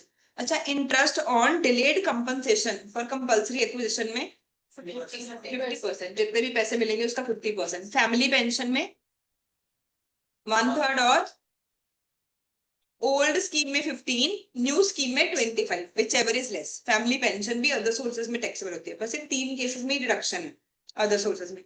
तो इंटरेस्ट की इनकम है इसकी 30,000, एंड इसे हाउस प्रॉपर्टी से रेंट रिसीव हो रहा है। रेंट रिसीव हो रहा है 6,000 पर मंथ। कितनी इनकम लिखूं, 72,000 माइनस 30%। सैलरी भी उन्होंने वर्ड यूज किया है कंप्यूटेड, मतलब के स्टैंडर्ड डिडक्शन दे दी है। हाउस प्रॉपर्टी में अब इजी चैप्टर में छोटी छोटी गलतियां नहीं करनी, तो यहाँ पे ये वर्ड यूज नहीं किया तो हमने स्टैंडर्ड डिडक्शन दे दी है। अब हम आते हैं क्लबिंग पे। अब मिस्टर बी के पास कंपनी के 30% शेयर है, तो जो भी इस बिजनेस से सैलरी मिलेगी, क्योंकि कोई भी टेक्निकल क्वालिफिकेशन नहीं है, ये इनकम किसकी हैंड्स में जाएगी, मिस्टर बी। तो मिस्टर बी की सैलरी की इनकम बन गई 3,44,000। ठीक है ना। कहते क्योंकि वो क्वालिफाइड नहीं है, मिस्टर बी की इनकम बनेगी सैलरी की और इंटरेस्ट ऑन सिक्योरिटीज की, एंड मिसेस बी की सैलरी की इनकम नहीं बनेगी, वो क्लब हो गई मिस्टर बी में। हाउस प्रॉपर्टी की इनकम बनेगी जिसमें से कि रिडक्शन मिलेगी, और फाइनल इनकम वुड बी 50,400। हाँ जी, सब लोग घर जाके क्वेश्चन नंबर 5 को प्लीज इंपॉर्टेंट मार्क करेंगे, लिख लो। Question number 5। और मैंने एक टॉपिक में ना एक फॉर्मूला गिवन था, वो करवाया नहीं था कि मैं विद एग्जांपल समझाऊंगी। हाँ जी। पॉइंट नंबर 6 इसके साथ लिख दो, रेफर एग्जांपल 5। तो ये फॉर्मूला याद करने की जरूरत ही नहीं है, उसके बिना ही हो जाए।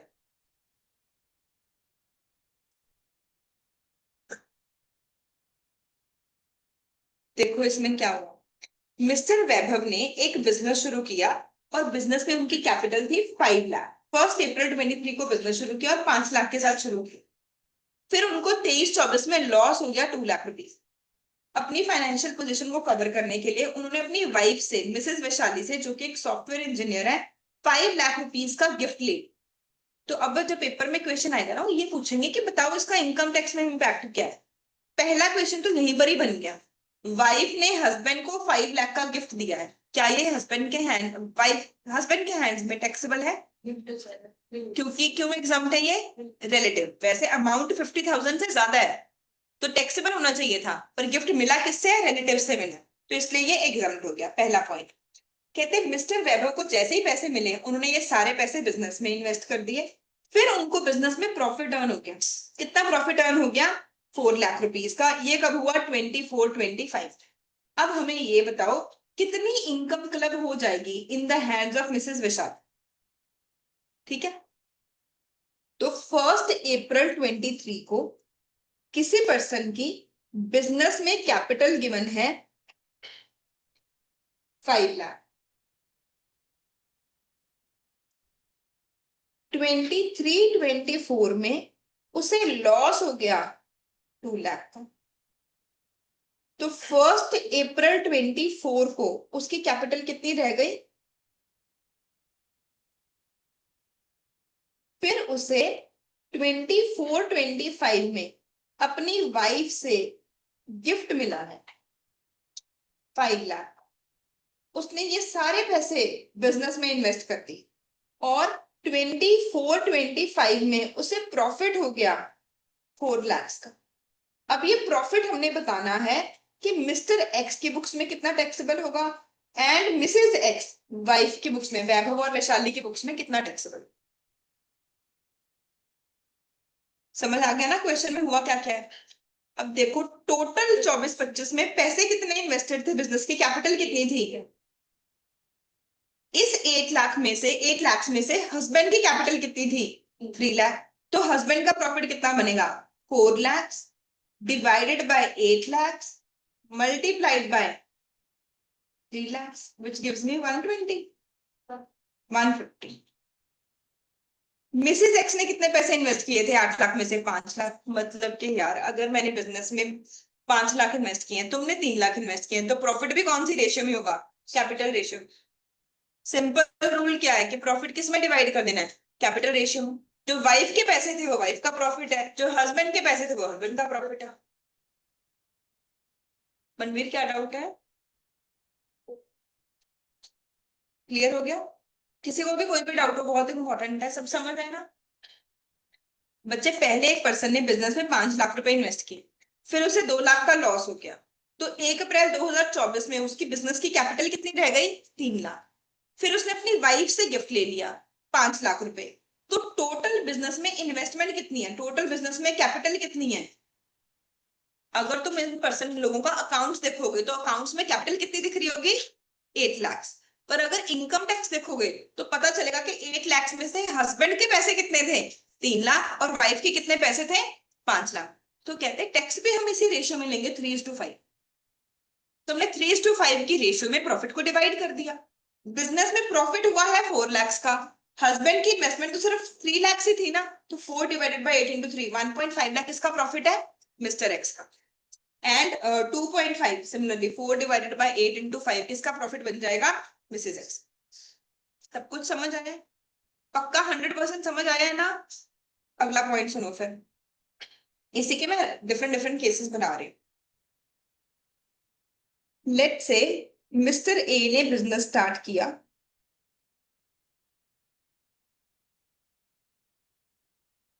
5 लाख के साथ।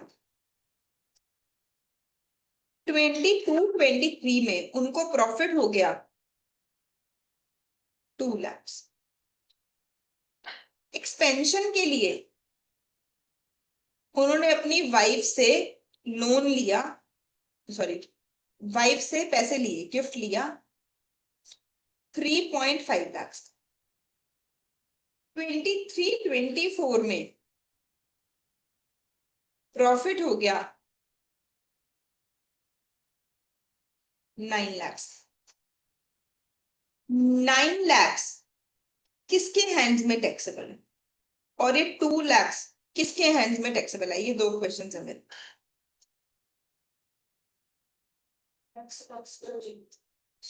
2 लाख तो टैक्सेबल ही नहीं है, क्लबिंग नहीं है, क्लबिंग नहीं है, टैक्सेबल तो है।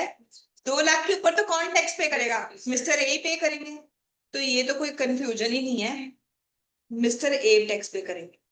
अब बताओ अगले साल 9 लाख रुपए कैसे डिवाइड होंगे?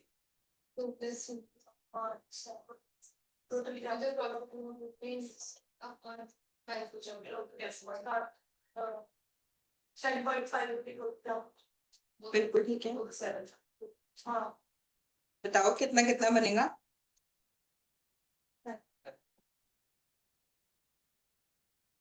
कितना बनेगा मिस्टर ए का? 6 and 3 बनेगा। मिस्टर ए का बनेगा 6 लाख, मिसेस ए का बनेगा 3 लाख। 6 and 3, जिसका भी आंसर नहीं मैच कर रहा बच्चे, प्रॉफिट हुआ है 9 लाख। 9 लाख प्रॉफिट के लिए टोटल इन्वेस्टमेंट कितनी की गई थी? पहले थे 5 लाख रुपए, 2 लाख का प्रॉफिट हो गया तो 7 लाख पड़े हैं बिजनेस में, 3.5 लाख और ले लिए, तो बिजनेस पे टोटल इन्वेस्टमेंट कितनी है? 10.5 लाख। इसमें से मिस्टर ए के कितने पैसे हैं? 7 लाख। तो मिस्टर ए का कितना अमाउंट बन गया? 9 डिवाइडेड बाय 10.5 इंटू 7। मंजूर समझ आया? पक्की बात है पंकज और बाकी सब लोग भी? कोई कंफ्यूजन है किसी को तो बता दो। मंजूर क्लियर है ना? मैं आगे चलूं? अंशु ठीक है। अब मान लो 24-25 में फिर से प्रॉफिट हो गया 12 लाख। मैं एक बार यहाँ पे मेंशन करती हूँ, 1 अप्रैल 22 को पहले बिजनेस शुरू किया गया 5 लाख के साथ। 22-23 में प्रॉफिट अर्न हुआ 2 लाख का। फिर वाइफ ने गिफ्ट कर दिए 3.5 लाख। फिर 23-24 में प्रॉफिट हुआ 9 लाख का। ये 9 लाख आपने मुझे अभी बताया कि मिस्टर ए का प्रॉफिट बनेगा 6 लाख और मिसेस ए का बनेगा 3 लाख। यहां तक तो हम सब बराबर हैं, सबको समझ आ गया है। अब मैं नेक्स्ट पॉइंट बता रही हूं कि मान लो 24-25 में फिर से प्रॉफिट हो गया 12 लाख का। अब 12 लाख की डिवीजन करना कैसे करोगे?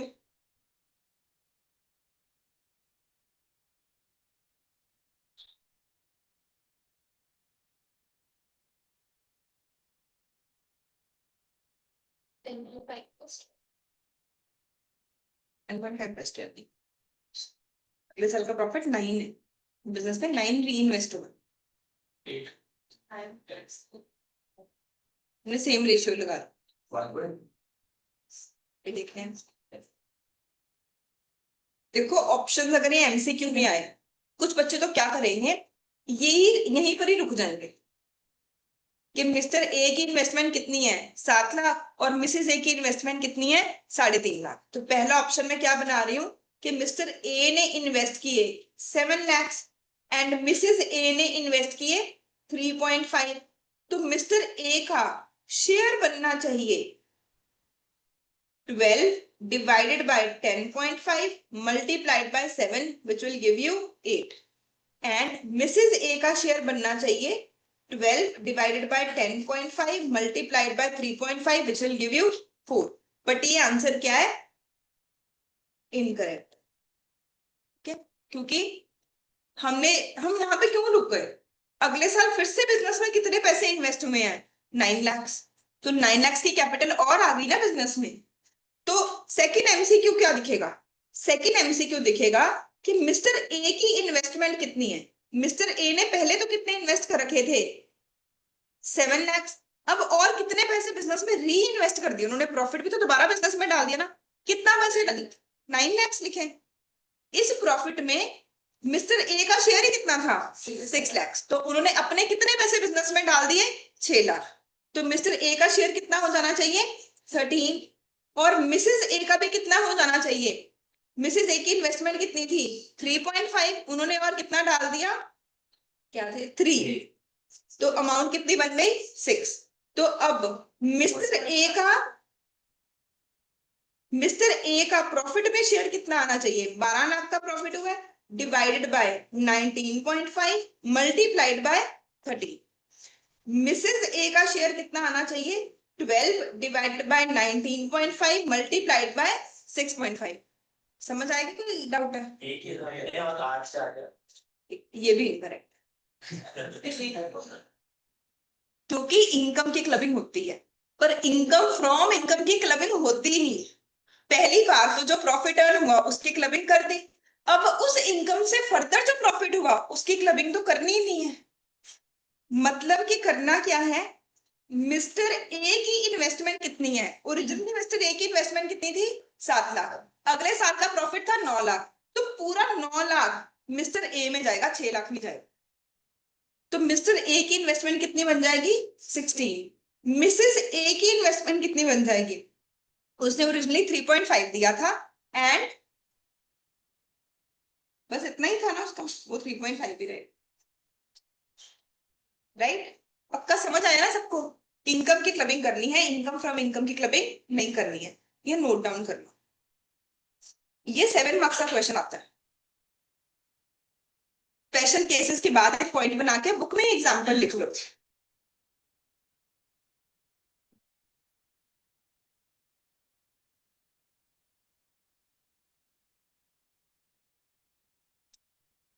पहले तो ये लिखो क्वेश्चन जो मैंने ब्लू पेन से लिखा है।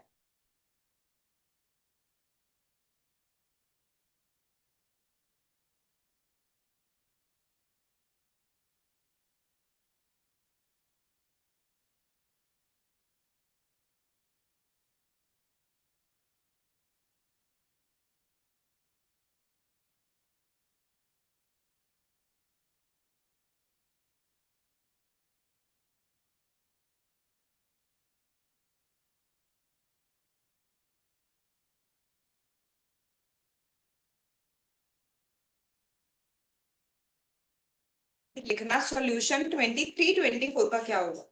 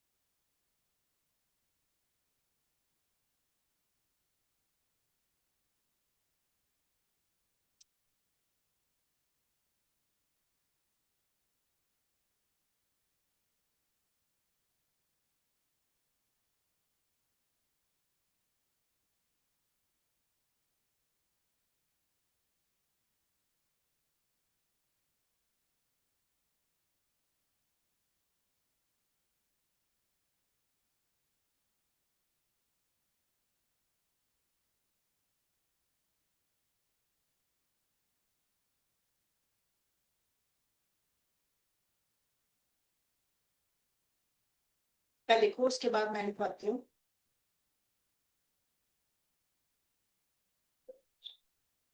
बस इतना जो मैंने दिख रहा है सिर्फ इतना ही नोट करना है। Question and solution of 23 24।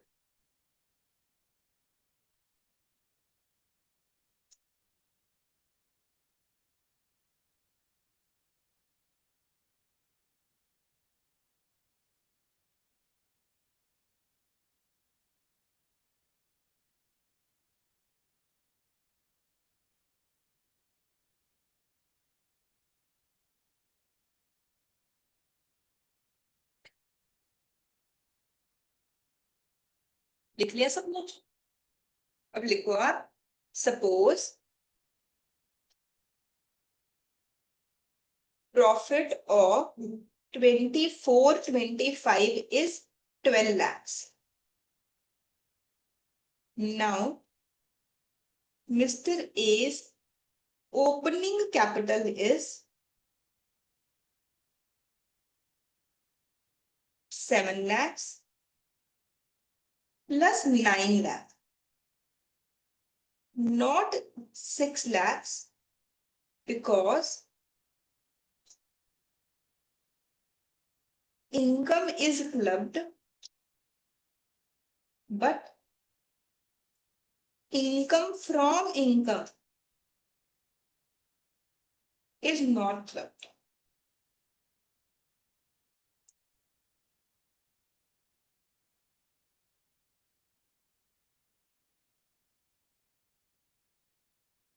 Mrs. A the capital 3.5 lakhs. Thus, Mr. A's share 12 lakhs divided by 16.5 lakhs multiplied by 19.5 lakhs multiplied by 16 lakhs. ये 1.3 कितना अमाउंट आ रहा है? 1.6 तो नहीं आएगा. 12 lakhs 9.84, and this is A's share 12 lakhs divided by 19.5 multiplied by 3.5.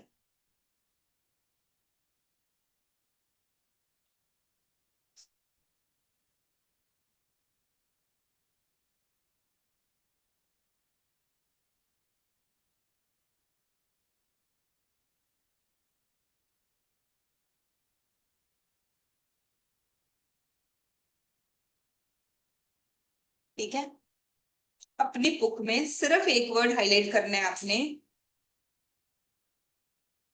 Opening capital.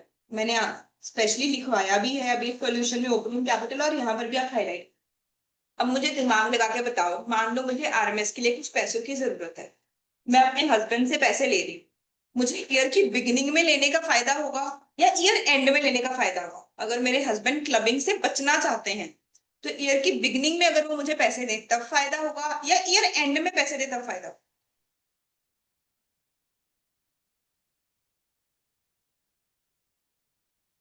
Beginning में अगर पैसे दें, एंड अगर वो मुझे बिगिनिंग में पैसे देंगे तो ओपनिंग कैपिटल उनकी बढ़ गई, उनकी बुक्स में क्लबिंग हो जाएगी.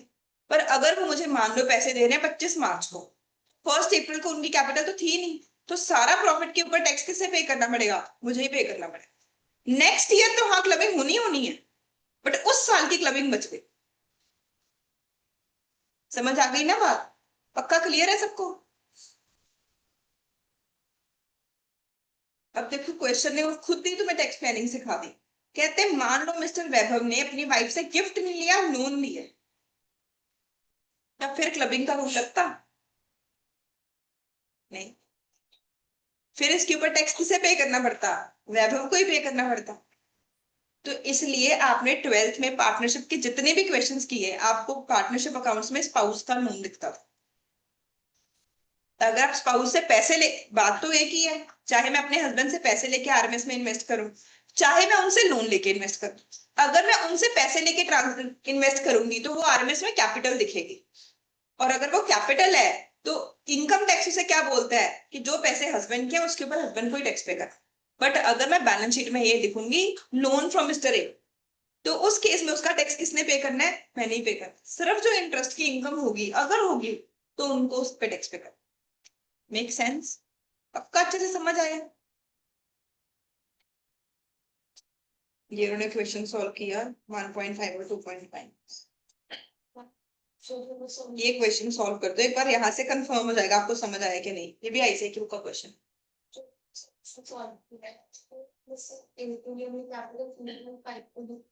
क्योंकि उसने ओरिजिनली 3.5 इन्वेस्ट किए थे ना, बिल्कुल क्वेश्चन के स्टार्टिंग, वो तो नहीं रहे. कि हम इनकम की क्लबिंग तो करते रहेंगे, ये 3.5 लाख की वजह से जो प्रॉफिट होगा, पर उस प्रॉफिट से जो और प्रॉफिट होगा उसकी क्लबिंग नहीं करेगी।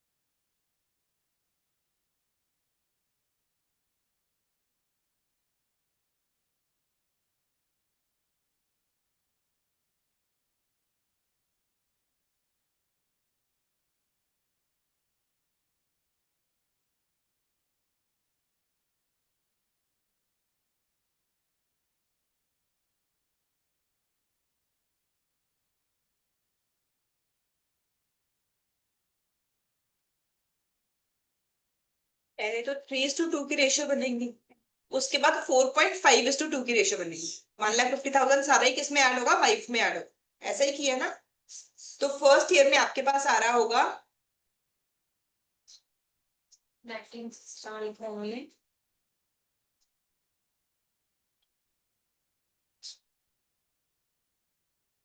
सेकेंड ईयर का कैलकुलेट करके बताया हमें। सेकेंड ईयर में आपका 270 और 120 आ रहा है, उनमें से सेकेंड ईयर का आंसर दिया है 270 एंड 120, 4.5:2 lakhs की रेशियो। ठीक है सबका? अगर किसी होगा भी नहीं ना, पहले मुझे लगा वो ये भी पूछ रहे हैं कि 150 किसके हैंड में टैक्सेबल होगा।